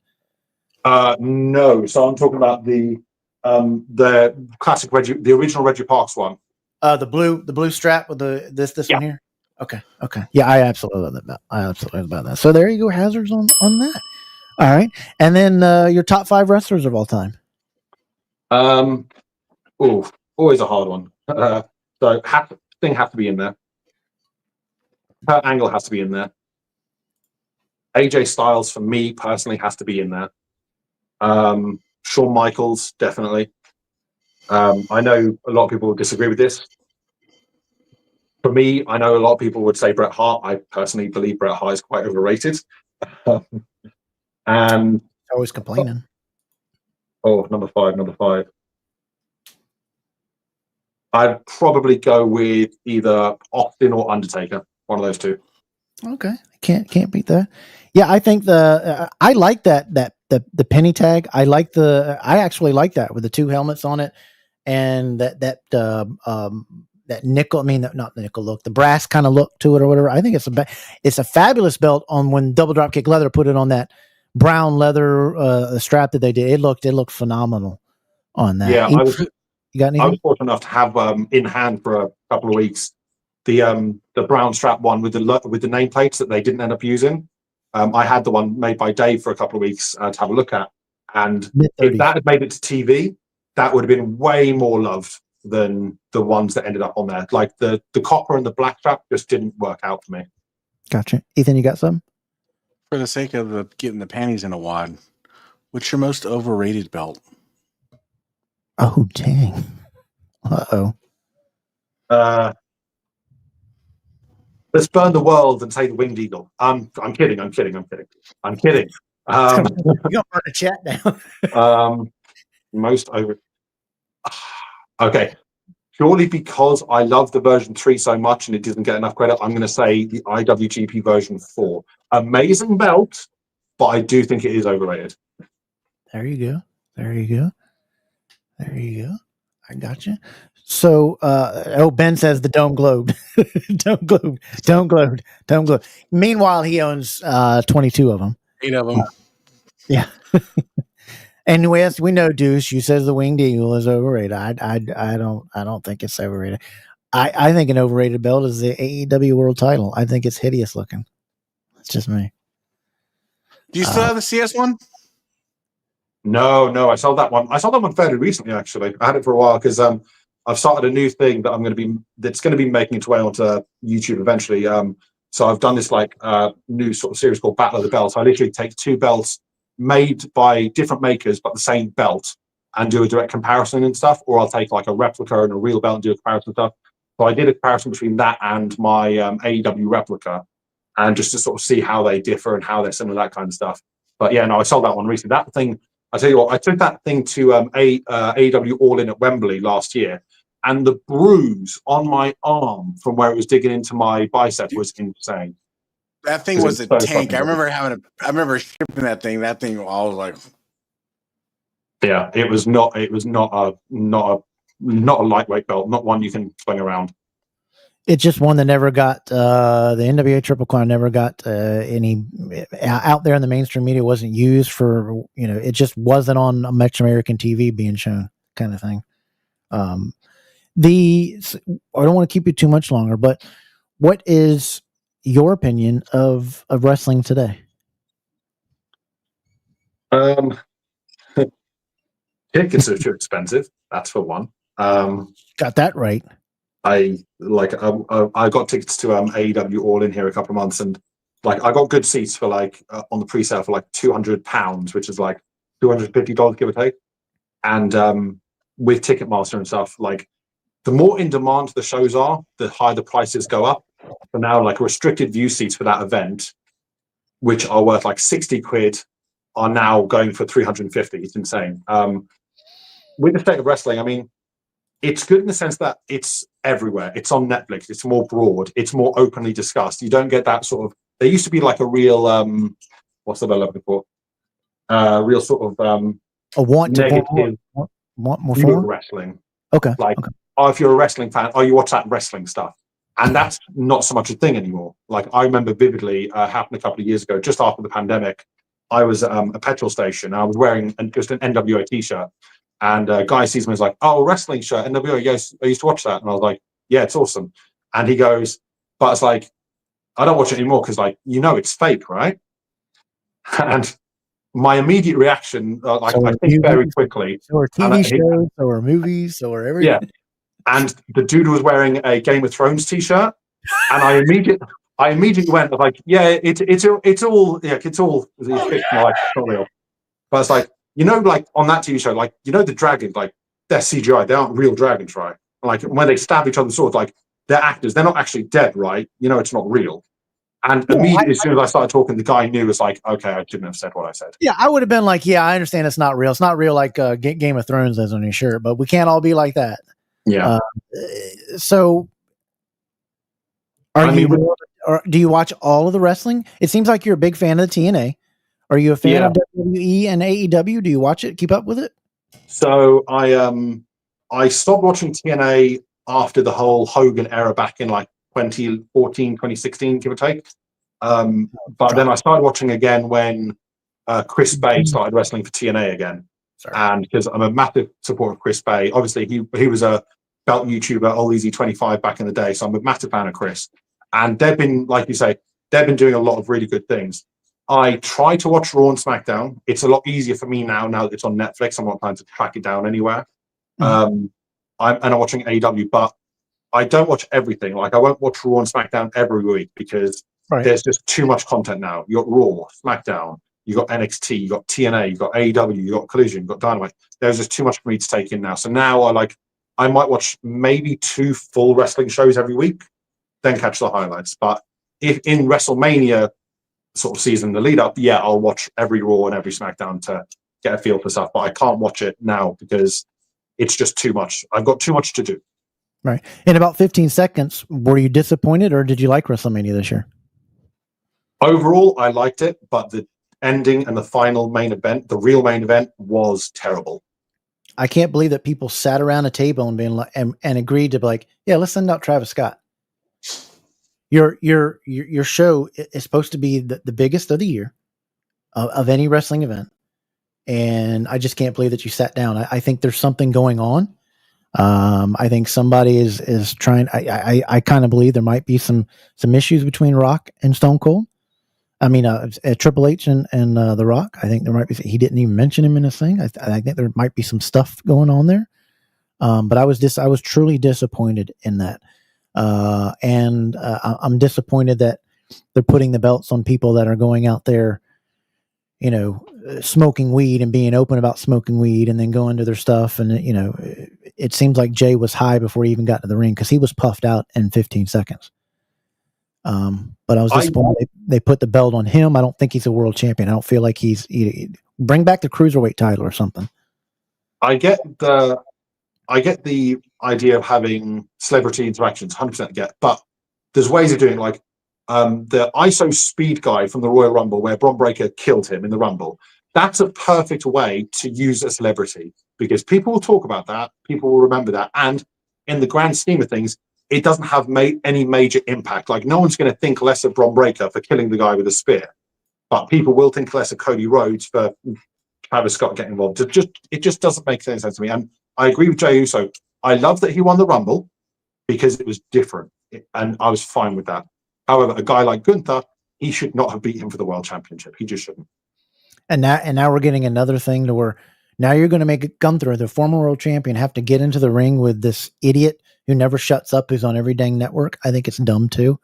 And the last question I got for you before we get, if anybody else in the audience doesn't, my last question is a lot of people were talking about the Joe Hendry thing, and you're a TNA guy.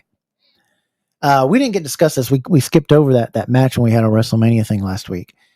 My opinion is everybody's out there. Oh, it's so great for him. You got such great exposure. Blah, blah. I was like, exposure to me, the guy didn't need exposure. Did you not hear everybody in the building singing the song when he came out? So they know who he was.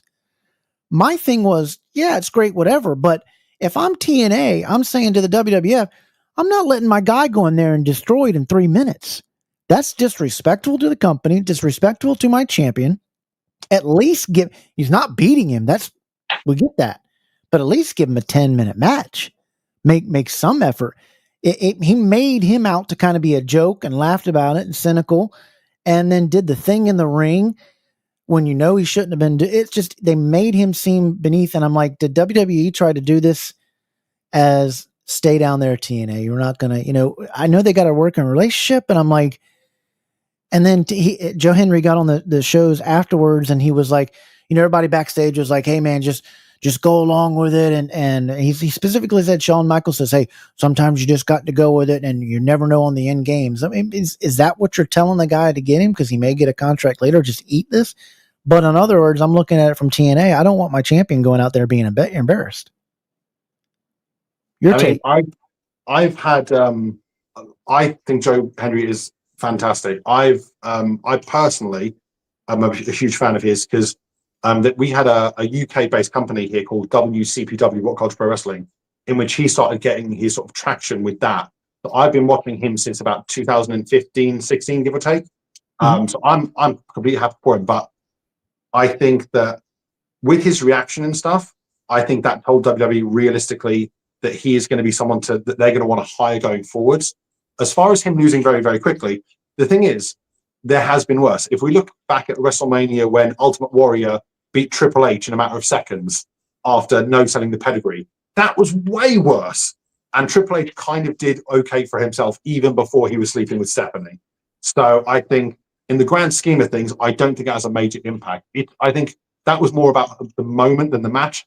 And I also then think after the match with the whole Randy doing the Joe Hendry turn and the pose and stuff, I think that sort of, and Randy was clearly having a great time. You could see it on his face. Yeah. I think if anything, you're obliterating a champion. Why wouldn't you be happy? Well, but at the same time, it's like at the end of the day, look back at when Taz was ECW champion, and then Triple H beat him when he had two separate guys working against him. I think it's the nature of the business. Do I think, like, I personally, I would have rather had Rusev return or Aleister Black personally, but for the WrestleMania moment, I think that one's going to live on for a while.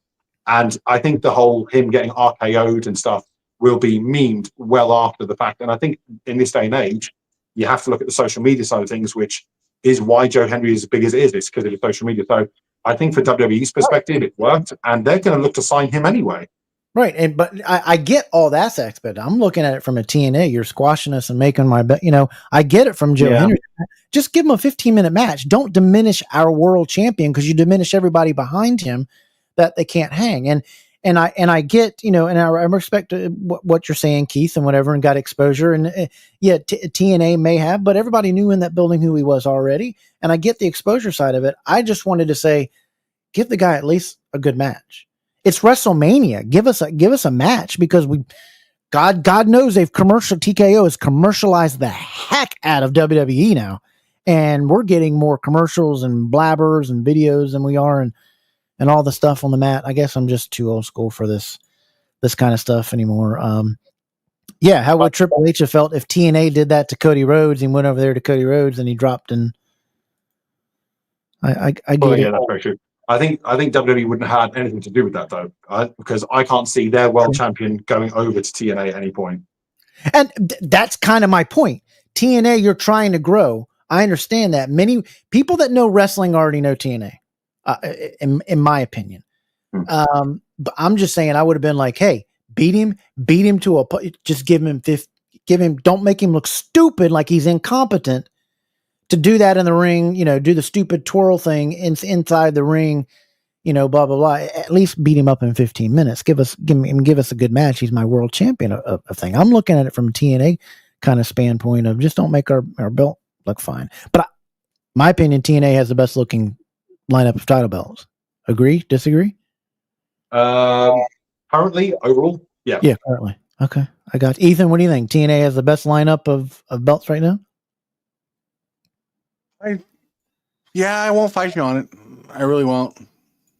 I hate the network logos. I'm not going to fight you on it. I mean, AEW doesn't have a bad stable of belts. They have too many. But, I agree with that. I gotcha. You got a lot of web traffic after that. Yeah, and that's fine. And it's I'm not downing that aspect of it. I think people are not understanding me in the chat. I'm talking about not the exposure being there. I'm talking about give my man a match. Don't humiliate him in 3 minutes. He's my world champion. Give him 15 minutes. That's all I'm saying. It's great exposure for TNA. I just would have wanted my TNA champion to have a little bit better of a time. I think a lot of people in wrestling agree that, and we'll let you go with this question. Robert Allison asked it a little bit ago. In your opinion, because you're a TNA guy, who to go to get a good TNA belt? Of the current set, I wouldn't be able to tell you that. I don't know. I've not looked into the current set. Okay. I do have some classic TNA belts, but I don't have any of the newer stuff. I know Zedbro's belts made them, but they're not offering them currently to anyone. So any collectors, you have to go directly to TNA to buy a ring used belt if you want an official copy from them. As far as boot copies, I would have no idea. I got you. Man, I've kept you way longer than I should. I mean, I could talk all night belts and things like that. Maybe we'll have you back another time. We'll talk more stuff. We wanted to throw your socials out there for people to be able to look up. HAZARDF5 on YouTube is HAZARD F5, no space, on YouTube, and he's also on X. HAZARDF5 on X. Check him out there as well. And you said you're on TikTok? I'm on TikTok. Hazard_F5, I think, so on TikTok. Hazard_F5 on that as well. Is there anything that you want to push for people to look at that's coming out on your channel? Anything you wanted to promote or push? Merch? You got a place for people to get merch, to get a hat like that? No, I don't have much. This hat was, funny enough, actually a gift from a viewer. He downloaded my my logo from my Twitter account and then had a hat made and sent to me. This was a gift. I don't have any merch, but I'm currently got a whole bunch of reviews in the work. I think my ring used 1PW World Championship review is going up next week, I think. And I'm currently redoing my history of the WWE Championship. Chapter 1 is already done, available on Patreon and for YouTube members. And I'm looking to get that finished and completed. And hopefully it will start going up on the general YouTube channel at some point later this year. I can't say when, though. Your Grail belt, what is it before we go? Again, sorry? Your Grail belt. Oh, Undisputed WWE E or F Championship by JMar. I actually, on my time hop, I saw a tweet I put out back in 2013, 2014, the other day. And it literally said, one day I will own a JMar made Undisputed Championship, even if it kills me. And then within 3 years, I had owned 2 of them. So awesome. Well, chat, give it up to him. Spam those DDKs. Thank him for his time. Thank him for his extra time. He was on here a lot longer. We got going. There's a lot of stuff to cover when you're bringing on a guest that has a big background like you do. So go check him out on YouTube. Support him. Support all review guys across the belt hobby. We appreciate it so much for you joining us, buddy. We hope you'll come back soon, man. My pleasure. Anytime. Everybody, give it up for Hazard F5. Thanks a lot, buddy. We appreciate it, man. Take care, man. Take care, guys. Hazard F5. How cool was that? Always just a swell individual. Throwing up them DDKs. Awesome interview. Appreciate it. I hope it was knowledgeable. We'll have to have him on. There's a lot of other things that we wanted to ask. We got to talk Power Rangers when he comes back on, because I'm just saying. Some Power Rangers, some other stuff. I'm envious of the Power Ranger collection.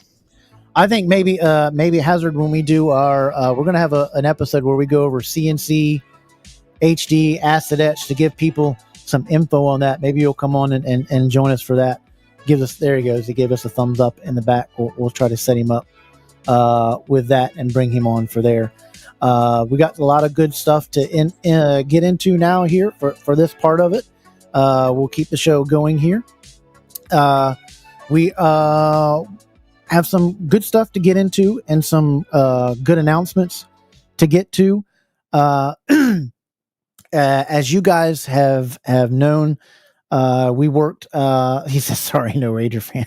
yeah, no. We're going to get into the.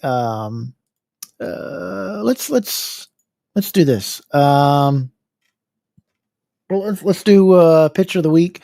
You guys know.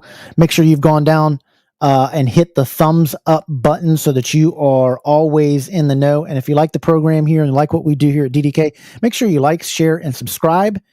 And then comment each week to be a part of the show, because your comments matter. We love having you on. You guys are great, and we enjoy it so very much. Let's go into the second half of our show. We got about 15 minutes left. You are watching Double Dropkick.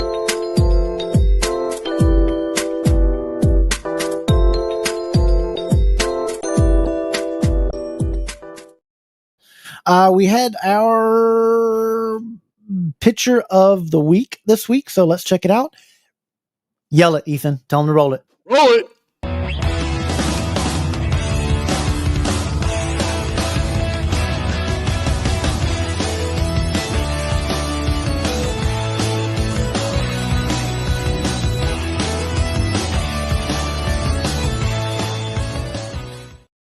Appreciate that, Vincent. We're not done yet. We got some cool things for people that are sticking around. We're going to show something here. But first, we're going to get into the picture of the week. This picture of the week is brought to you by David Colin.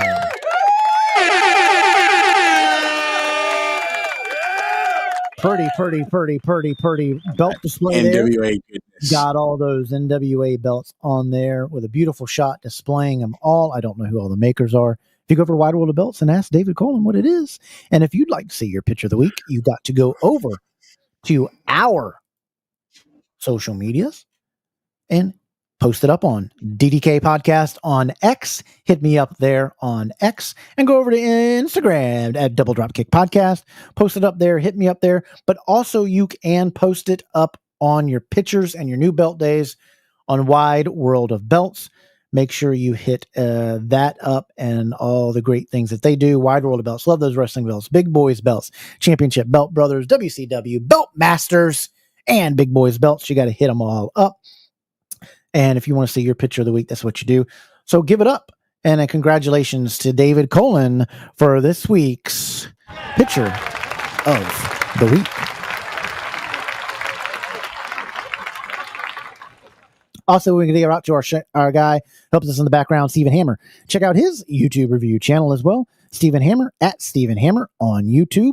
Check out all his wrestling belt reviews.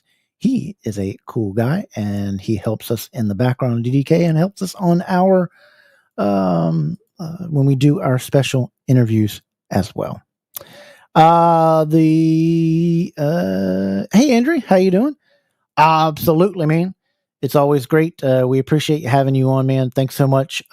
Make sure, Hazard, you're subscribed to DDK. Check out Ethan, while we're getting this, check out the reviews on the poll. Tell me what the poll is before we get to that topic as well. All right, we're still partying. Grab another drink. We got a little bit more time here as he checks that. I want to see what that part of it is. Andrea, hello. How are you? Good to see you. One of the great women in the hobby. As everybody know, we've worked very hard at this channel. We came out to, we used to just be in the Facebook groups, Wide World of Belts, and a couple other groups that we were in, right, Ethan? And we've worked hard at this, and we've added people. We try to give a production value, broadcast, a high quality production value. We've had a lot of great videos like you've seen tonight. We've had Josh Cooks, Jay-Z Figs on here. We've had leather guys from A.G. Giddings to Mark Maggard on. We've had Groovy G, Wrestling World Express. We've had Belt Gambio. We've had Prince on here. We've had King Coley. We've had the Berg blog on here. We've had great episodes where we do hobby talk. We've had Ricky Henderson, Matthew Balk, NW Belts. We've had Classic Shields. We've worked very hard, and all those great videos are back there, even some great reviews, so go check them out as well. Hopefully you're up to date on that. Tonight we're going to give away something to you guys and those of you that stuck around and that are loyal, because I didn't announce that, because our loyal viewers that are watching here live are the ones that are doing it, because we hit another milestone, and this is a belt milestone, so we will get that belt being made because we hit another great milestone, and this is what it is, thanks to each and every one of you.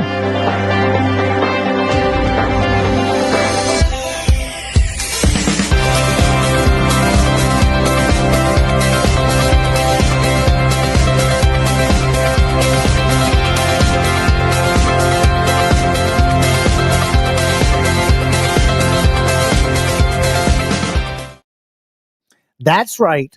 We officially hit 2,000 subscribers on our YouTube channel.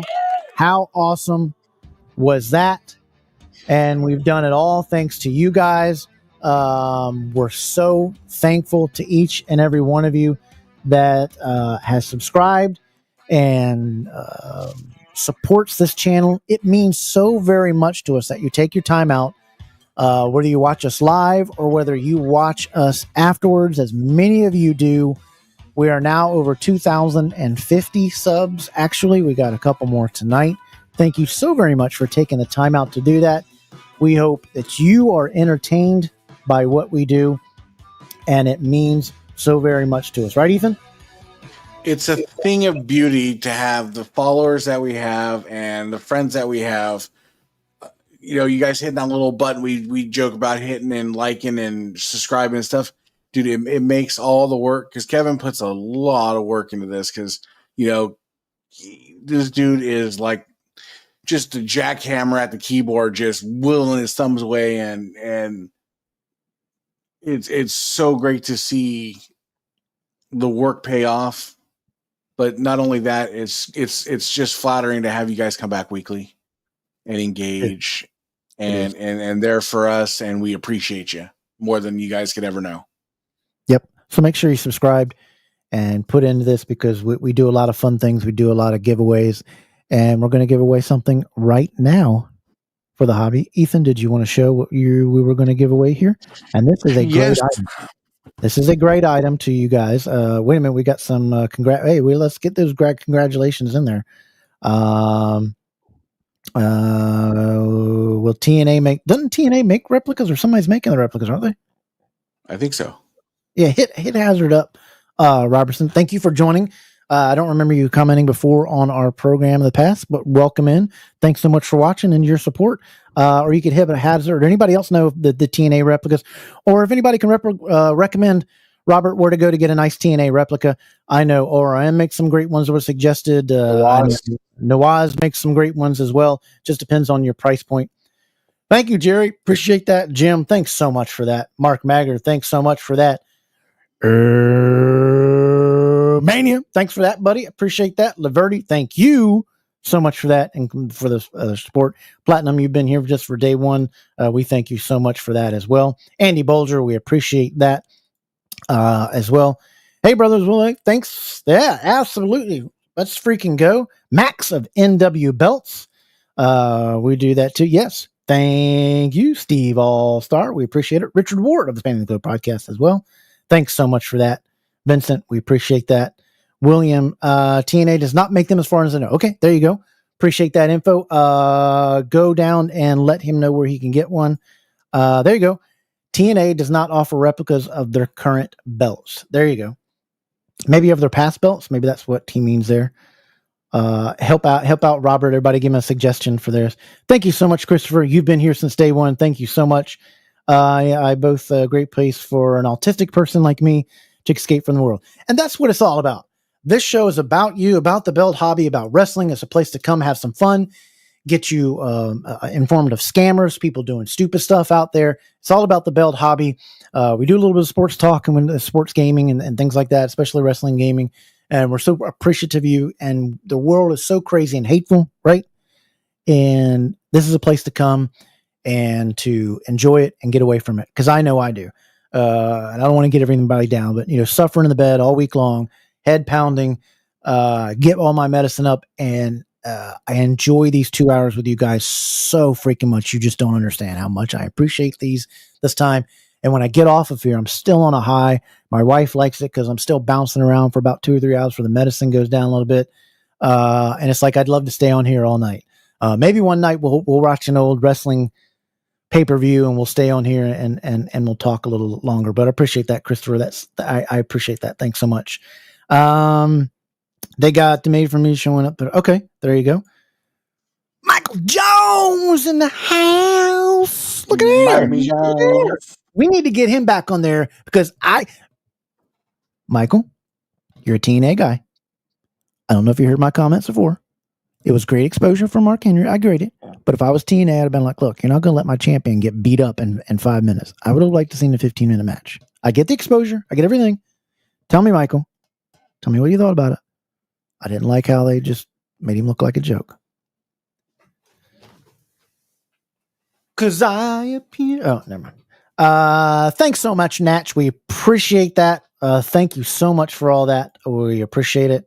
Yeah, man, we've missed you. You haven't been in a while. You've been so busy making all those belts for all those big times, Max. Those big times. But here we go. Ethan, show them what we got, what we are going to give away right now for all of you guys. And we're going to have a question for you to answer. Ethan, show them what they can win.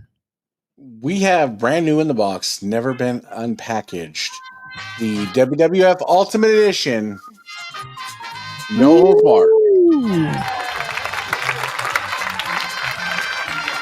That's behind door number 1. So that is what we're going to give away tonight. And we're going to give away. Please be in the United States to win. If you're not, we'll figure out a way to get it over to you. If it wasn't RKO, I would have been pissed, but because it was handpicked.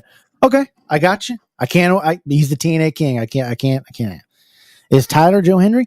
I think he is, brother. I don't know, brother. You tell me, brother. Is brother okay, brother? Can you hear me there, Deuce, or brother? I don't know, Tyler, brother. Where you at, brother? Him and that brother stuff is just out there, man. I think he's turning into a brother. So that is what I thank you for that. I appreciate that. I'm old enough to remember that movie. Yeah, I remember my mom taking us to go see that movie. I loved it. I enjoyed it. So that's what we're going to give away tonight. And we're going to have a question for you on this. When we were and since Max joined us and had that on there was a belt on that show with Max. And if you're a watcher of the program, I say watch the program so you can win stuff. We'll do this. There was a belt that Max showed off. It was a red, yellow belt. What was the name of that belt that he showed off on there? It was a red and yellow belt. What was that belt that we showed off on there? That he showed off. That we talked about on Double Dropkick Podcast with our interview with NW Belts. Max, don't answer. It was the NW. It was a red and yellow belt, 3-plater. They even had a car on the front of it. What was that belt? Las Vegas belt? No, it was not. Zeus. It's not the Las Vegas belt.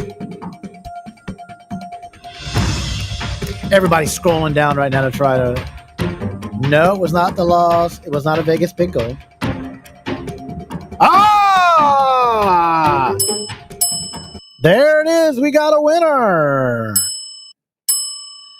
Congratulations to you there, Deuce Legends.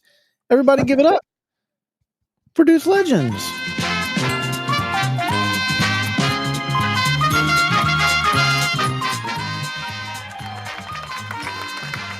You are the winner. Show them that. Deuce Legends, you are the winner of the Hulk Hogan No Holds Barred WWE Ultimate Edition. If you could please go to my inbox and send me your mailing address with the self-addressed stamped envelope, I will get that mailed out to you soon. Thanks for playing. Randy Savage Belt? Nope, it wasn't that one. You guys were close. Sweet. Congratulations. Thank you for being a loyal viewer of the Double Drop Kick podcast as we move on to our next segment here.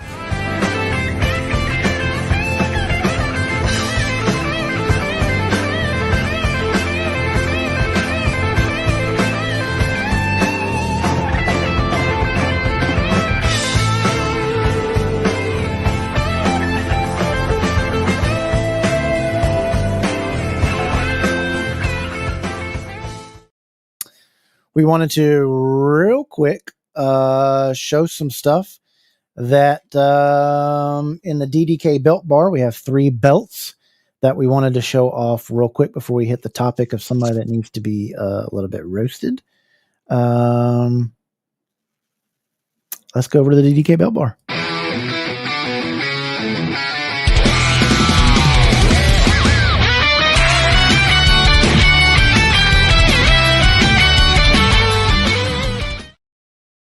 And these are our good buddies that we had on the program before. He was a good guy, and we had him on an interview before. Brandon Speck Lyles, he's on Facebook. You can hit him up for these belts if you're one. He's got 3 belts that he would like to get unloaded. And these are the belts here. Let's pull them up. Come on.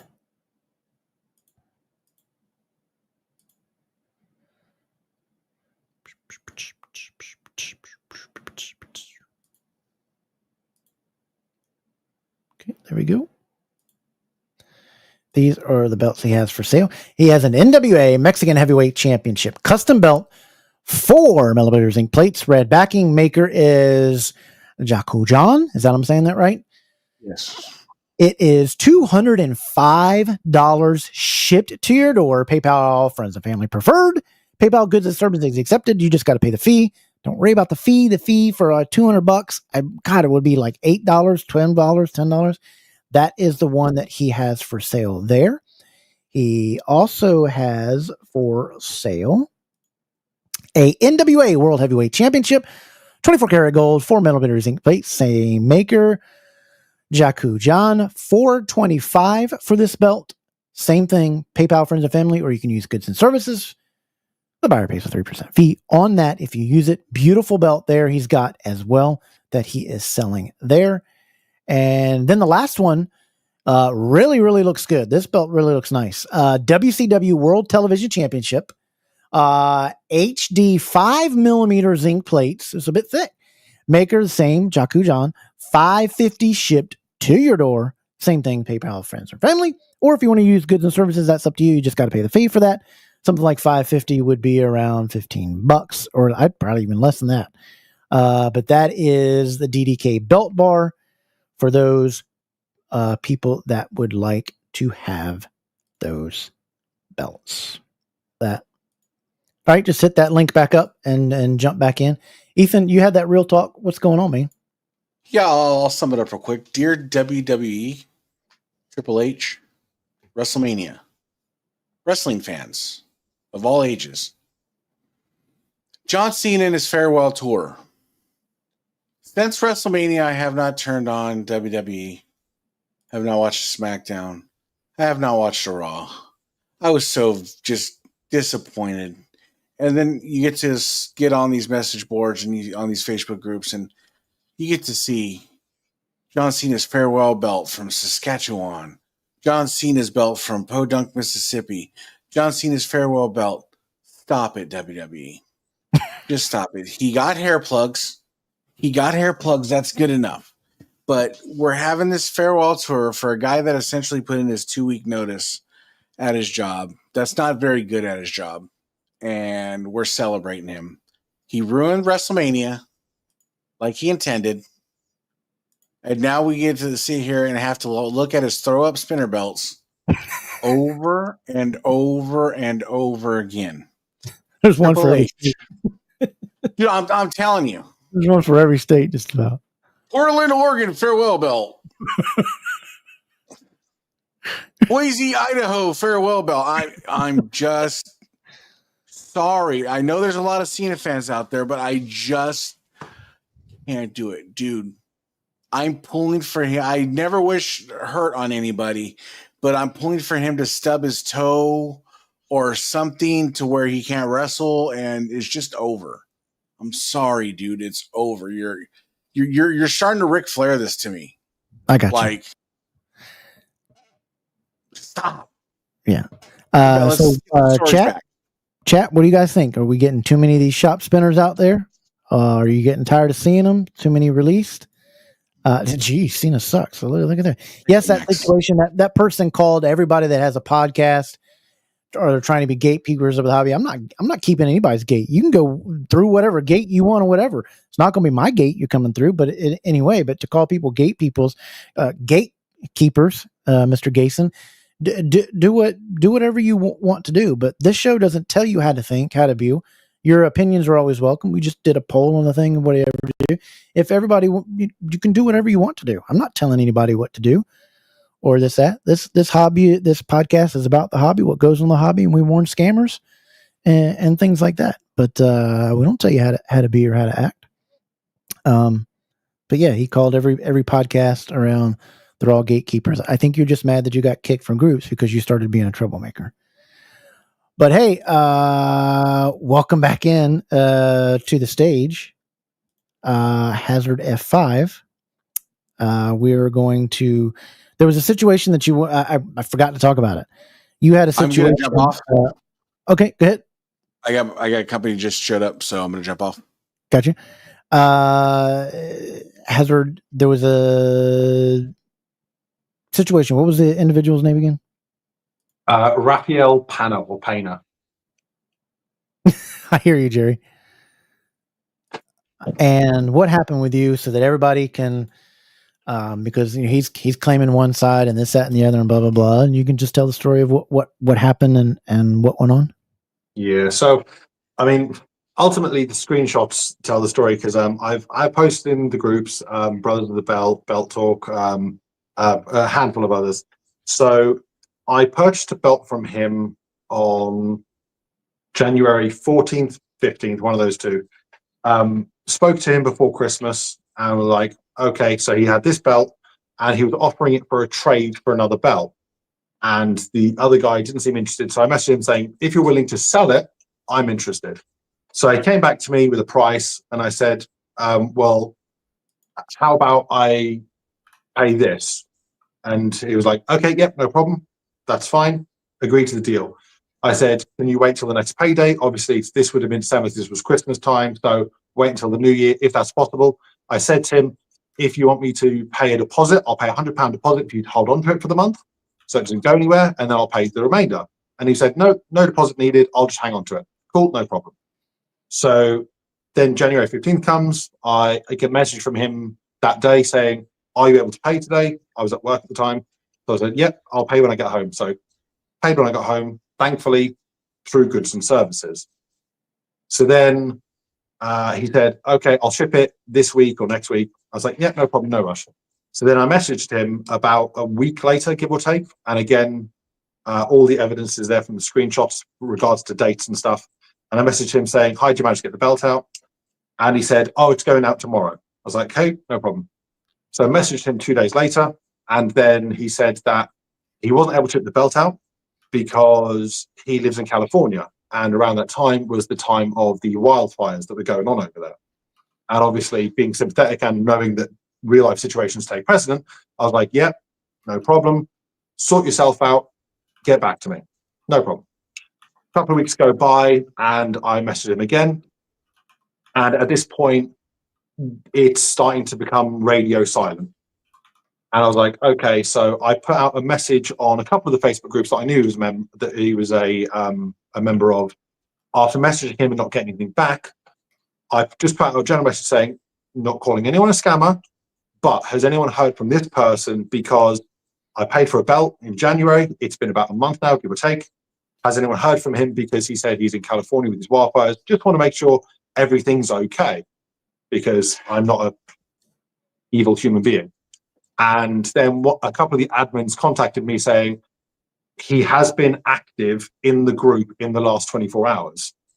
I was like, okay, so now it's a case of someone's trying to pull fast one. So I then messaged him saying, hi, just giving you a heads up. I know you've been active in Facebook groups. Please get back to me. And doesn't read it, doesn't open it, doesn't message me. So this goes on, and I then decide another couple of weeks later, I'll open up a PayPal dispute. I've paid with goods and services, fine.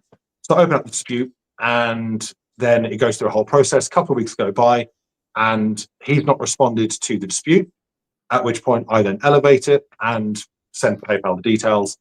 And I get a message in March. So I paid in middle of January. I get a message in March saying, hi, due to the person not responding to the appeal and to the case, we've closed the case in your favor. Here's your money back. So PayPal took the money back from him and gave it back to me. Fine, no problem. This person is now going around claiming that he decided that I was lowballing him. If he thought that was the case, he could have said that. Fine, no problem. But he decided that I was lowballing him and decided to refund the money himself because he felt that it wasn't a fair deal. Didn't communicate this at any point. And I've had people refund me money and change their minds and stuff. That's fine. What you don't do is decide that you don't want to complete your end of the bargain and block the person and ignore what they're doing. Now, he only blocked me after I called him out publicly and posted publicly after I'd received my money back. So I posted publicly staying away from this person because I've just had to get my money back from PayPal because he would not contact me. He's seen now going around saying that he decided it was lowball over, so he decided to refund the money himself, which was not the case, which can be seen in the screenshots I posted with the email from PayPal. That was not the case. It was a case that was closed in my favor by PayPal. It was not by his choice. So he's tried to do a fast one, and considering it was originally, he wanted to trade another person for that belt. With a trade, unfortunately, and this is why I've never done trades, there is no recourse on a trade. There is no middleman to get involved like a PayPal, which is very, very sketchy. So I'm not saying that you would have done it to the other person. Maybe he just tried a fast one with me. I don't know. But yeah, so just to make people aware. So you filed a claim on it, and how long did PayPal before they give the money back? So once you file a claim, I forget the exact numbers, but it's like they give like a 10-day period for the person to get back to them about the case. If they don't, you can elevate it to essentially wanting a full refund, as long as you provide evidence, which obviously I did. And then I think it was about 2 to 3 weeks, give or take, by the time PayPal refunded my money. And he was saying, and he said that he's the one that gave you the money back, but actually it was PayPal, and then you posted all that screenshots, stuff like that. So he's claiming that I lowballed him on the offer. Personally, I don't think I did. I think I could be wrong here. People make mistakes. I think I offered him 200 less than he was asking. I think I offered him 2,000 instead of 2,200, something like that. And so accepted the deal. And then after the payment went through, a couple of weeks later, said, there's wildfires here. I'm not safe. I've got to evacuate my family, and that's really the real bugbear with me personally. If you're going to try and screw someone, don't bring in a real life event that has cost people their homes, cost people their loved ones potentially. That's just terrible. Don't do that. Gotcha. If you're gonna be a dick, like, be a good dick. And then obviously he's come out and said that he's just changed his mind about. And again, if he'd messaged me saying, I've changed my mind, here's your money back, that's fine. He's entitled to that. Whatever he could have said before he agreed to the price or before I sent the payment, that's fine. And that's where the gray area is, because if you didn't like the offer, you could have very easily said, turn down the offer or refunded the offer. But that wasn't the case, because it doesn't explain when I asked for a refund or asked for it to be sorted, weeks went by, because he would have refunded it then if that was his choice. It was PayPal that did it.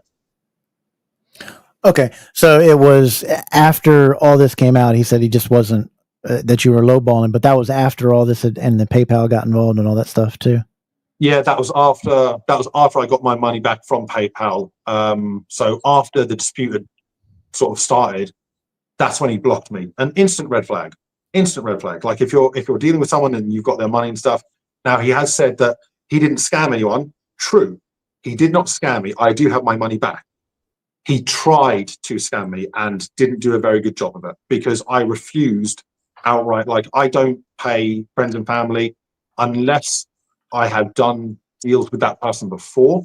I will always pay that extra 3%, because I buy and sell belts so much. It just makes sense for that extra security. Okay.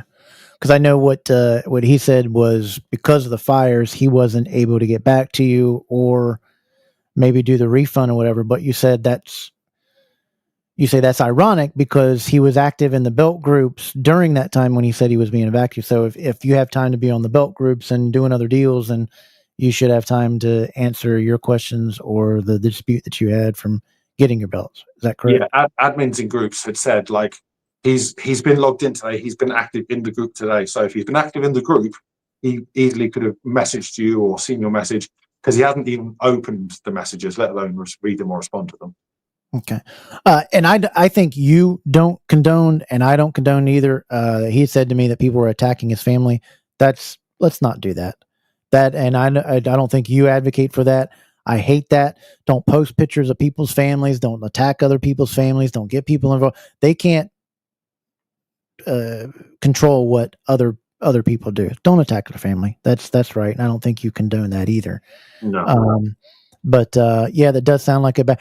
There has been people that have said, and he's admitted that, the people that have had deals, and he says, I want to do a deal, and then he said he's going to do the deal, and he never gets back with the person. There's been people that have come forth for that, but there's also been people here recently, I think ever since your situation, that said that they've bought a belt and got for him, and have got it from him. But that still doesn't take to account of what happened to, if you're on Facebook and belt groups doing other stuff, then you should have been able to respond to the stuff.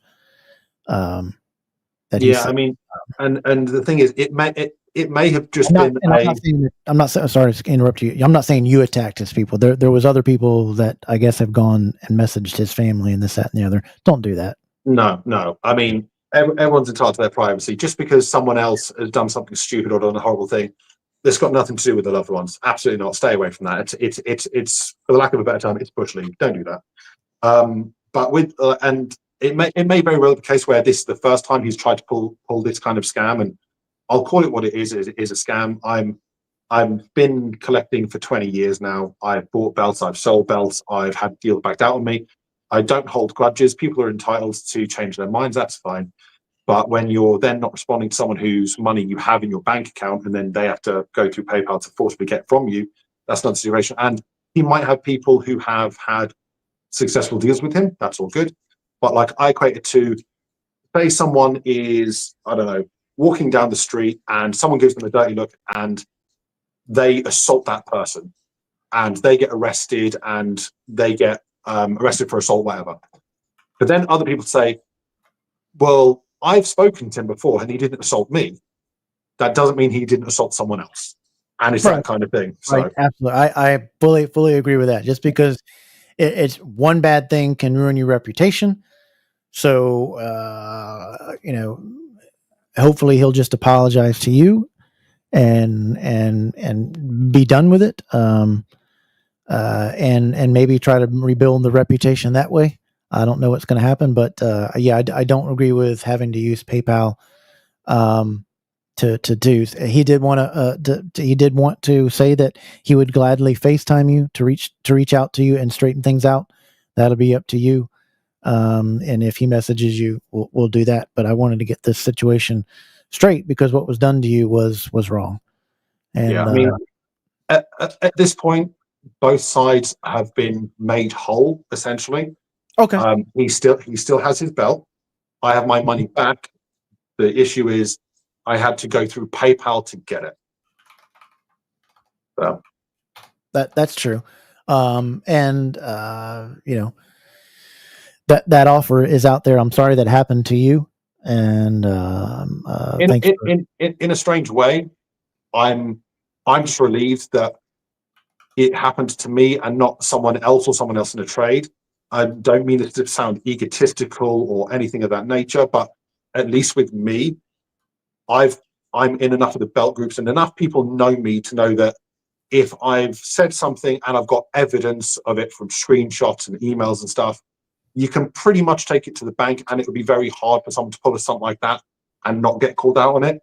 Whereas someone maybe new to the hobby or lesser known or someone who hasn't done many deals, there's a bit more gray area because you couldn't really take what they said seriously, potentially. I got it. Well, that's how long was the situation from point A to point B? So we started talking about the deal in December, late December. I'd said I can pay him on the next payday, which would have been in January 14th, 15th. And I'd said to him, I'd pay down a deposit to keep hold of the belt because it was a belt that I wanted. And he said, no deposit needed. That's fine. Just pay me in January. January came up. He messaged me saying, can you pay today? Paid the wages. And then the whole thing with being ducked and being ignored and the whole Carolina fire stuff, his family being evacuated and stuff, between then and getting the money back and opening the dispute, that was about a 2-month period from mid-January up until around mid-March. Gotcha. Well, I'm sorry that happened in the situation, and I'm glad people know and they can make a judgment for themselves and of whether they want to do business with a person. They'll have to do that. But it's just I'm sorry that it's happening to you. When I talked with him, he fully admitted to yeah, I've done that in the past where I've said I'm going to do something and not, and he's apologized for that. Hopefully he'll be better on those kind of deals and the people that have done business right. And people need to understand, if you've done people with good, it can take one situation to ruin it. And I'm just hopeful that people in the hobby can just be honest with forthright. And if something comes up, just be honest and work with the person. And even if the person's being hateful to you, just be honest with them, work something out and get it. But, the thing I want to ask is the PayPal thing, and you never heard from him when you opened the PayPal account. You had to open it, and he did not refund your money. And you shared that screenshot, right? Yeah. So I posted on, I think I could be wrong, like Brothers of the Belt, Championship Belt Brothers, Belt Talk, a bunch of because the only reason I posted it again recently is because I was made aware by a friend of mine that he was selling belts again, and I just wanted people to be aware. Now, if he's changed his tune, if he's being honest about his intentions, stuff like that, then it's really not an issue. But the fact that he blocked me and then didn't acknowledge that what he had done was ridiculous, and to my knowledge, I'm still blocked by him. The fact that he'll unlock and apologize and get to it. The fact that he's then offering belts and stuff, I didn't want that happening to someone else that maybe would think, okay, well, this guy has sold a couple of belts, so therefore I'm comfortable paying friends and family. Because if that was the case, then there would have been no recourse whatsoever. There's just more so that mindset. Gotcha. Yeah, and if he wants to rebuild his reputation, then he's got to learn that to offer goods and services, and he might need to eat the 3% P. And I always tell people, even if it's their first couple of deals and people don't want to use goods and services, people think that goods and services is charging you like $100, $200. Man, on a $1,200 belt, when I do business with a $1,200 belt, it's under $20, to pay with 3% fee. So maybe he can offer that and be able to build his reputation up. I do agree with you that you shouldn't have to go through PayPal to get your money back. And, hopefully I'm glad you were able to get your money back because nobody deserves that. And I do know that he has been removed from a lot of groups. So, he's going to have work to do and to be able to get that squared away. Yeah, there was, I did see, obviously he's got me blocked, but I did see, I saw one of his responses, because I know, for the lack of a better term, I know some people have been messing with him on some of his posts as far as like, oh, I'm interested in this belt, and he'd want to talk to him, and then like, well, have you made it right with Shane yet? Have you made it right with Hazard yet? Because once that's done, we can talk, sort of thing. And he got really, really angry at some of the people saying that Hazard's no good for this hobby. He's got what he deserved. I've taken nothing from him. He's got his money back. I refunded him the money. And I was like, okay, so if you want to have an opinion about me, that's absolutely fine. But then if you want to weave in that mistruth that you refunded the money willingly, that doesn't track, because I've got the email proving from PayPal that it was taken because the case was closed in my favor. So yeah, and you know, that's I just don't understand how some of these things come. A few bad apples. Yeah. And, you know, when I reached out to him and talked to him, he was initially very, very upset with me because I shared the post and was saying, hey, I'm going off of this and I've got the proof. I said, I removed the proof until you want to talk to me, and he wanted to talk to me. And then he apologized for being upset. And, you know, that's the way general people are. You know, something happens to whether you make a mistake or you don't make the mistake, and you getting up, instead of being humble about it, you get upset about it. I get that and thing, but don't place the anger on me. I was just trying to figure out the situation and alert people that they need to be thorough and talk to him about what's going on. I did see that he'd mentioned that he mentioned, I forget, it was me and one other person. Apology, like I can't remember who else he mentioned. He said that I was coming after him to basically slander him and bash his name. The reality of the situation is that I've got all the evidence to produce and such, so I feel like it's anyone who gets scammed, anyone who gets taken or attempted to get taken for their money and stuff. I was like, I'm all for people posting out the groups. Obviously, I'm an admin over at Belt Talk, and if someone has been acting inappropriately, trying to stunt like that, if people aren't reporting that to people, then that just means someone else is going to get caught down the line. So I don't understand that mindset of, if someone's had a bad experience, why not mention it? Because that just makes other people aware. And realistically, the groups are irresponsible. If they know about it and ignore it, then that's on them. But if they don't know about it, if they're not told about it, there's nothing that they can do. Yeah, as someone with a law degree and is experienced in that, and has experience in that background, that's not considered slander. Slander is with the virtual intent. If you think the things are true, it's still not slander or defamation, and especially when you have proof of what you're talking about, that still doesn't fall in the ballpark of standard. That type of thing. But I appreciate you telling me that and coming back on. I know it was like 3 a.m. over there. 3:30, but I'm wide awake. It's fine. So I appreciate that for you coming back on, man. I appreciate that. Thanks so much for doing that. And come back on sometime when you have something, or if you have a special review or release, or you want to talk about something or talk about wrestling again. You come back on, man. We appreciate it. Yeah, always happy to talk shop. Thanks so much, HAZARDF5. Once again,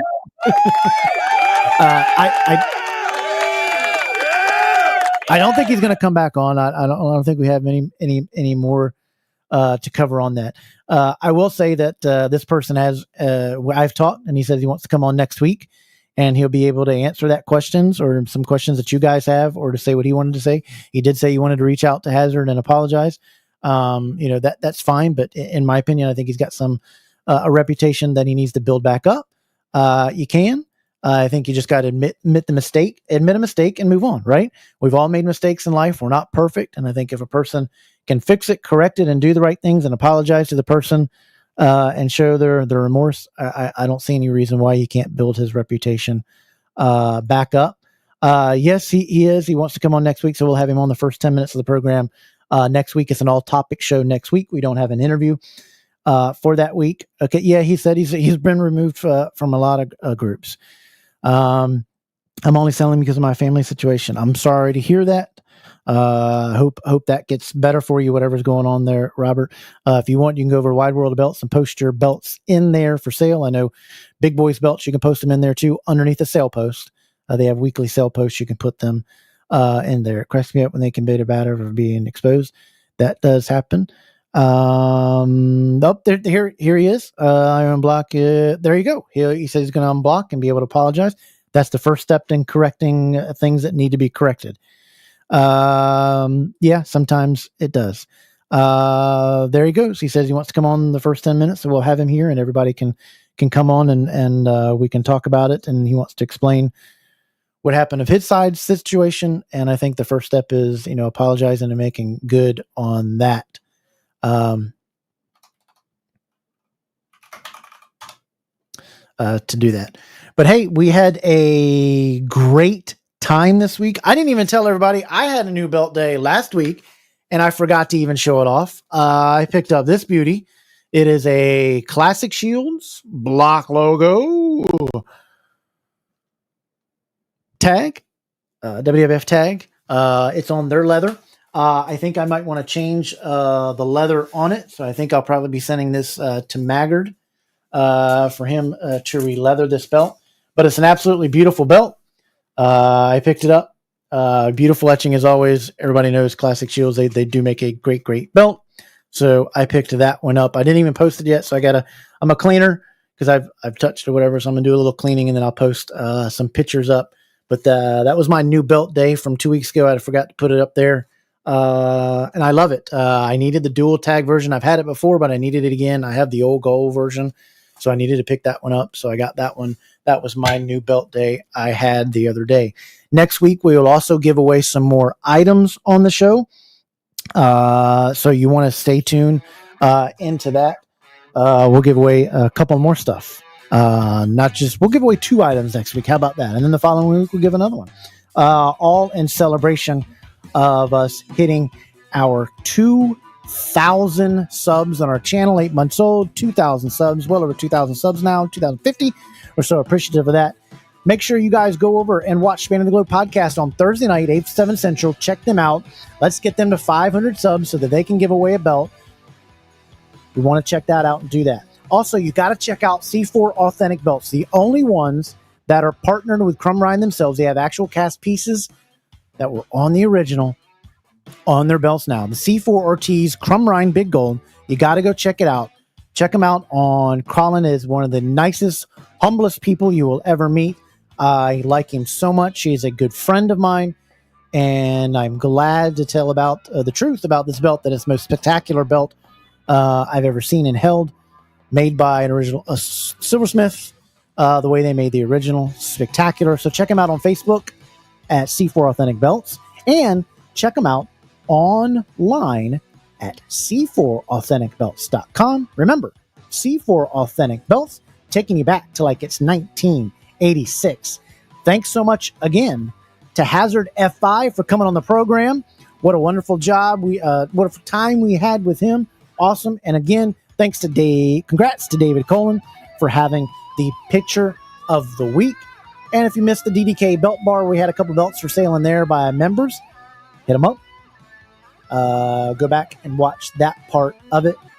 It was a great time we had, and I'm looking forward to next week. We'll have that individual. I don't know how to say his name. So the person that Hazard was just talking about, will have him on there.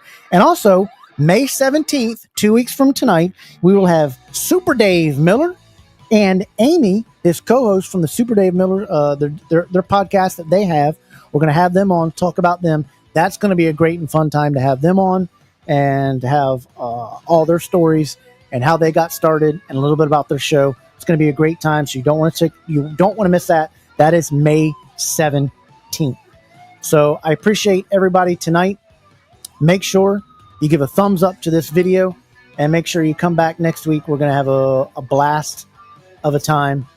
I appreciate to everybody that supported this channel and got us to 2,000 subs.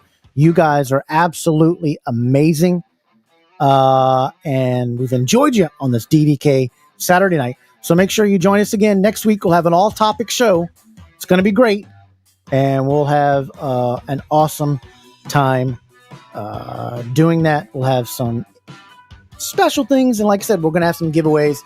And we'll also have an announcement on when our belt giveaway for our 2,000 subs celebration. We'll do another celebration like we did last time, but we'll give away a couple items here in the next couple of weeks till we get to that point. So remember, you guys stay safe, stay humble, and we'll see you next week right back here on Double Dropkick. Good night, everybody.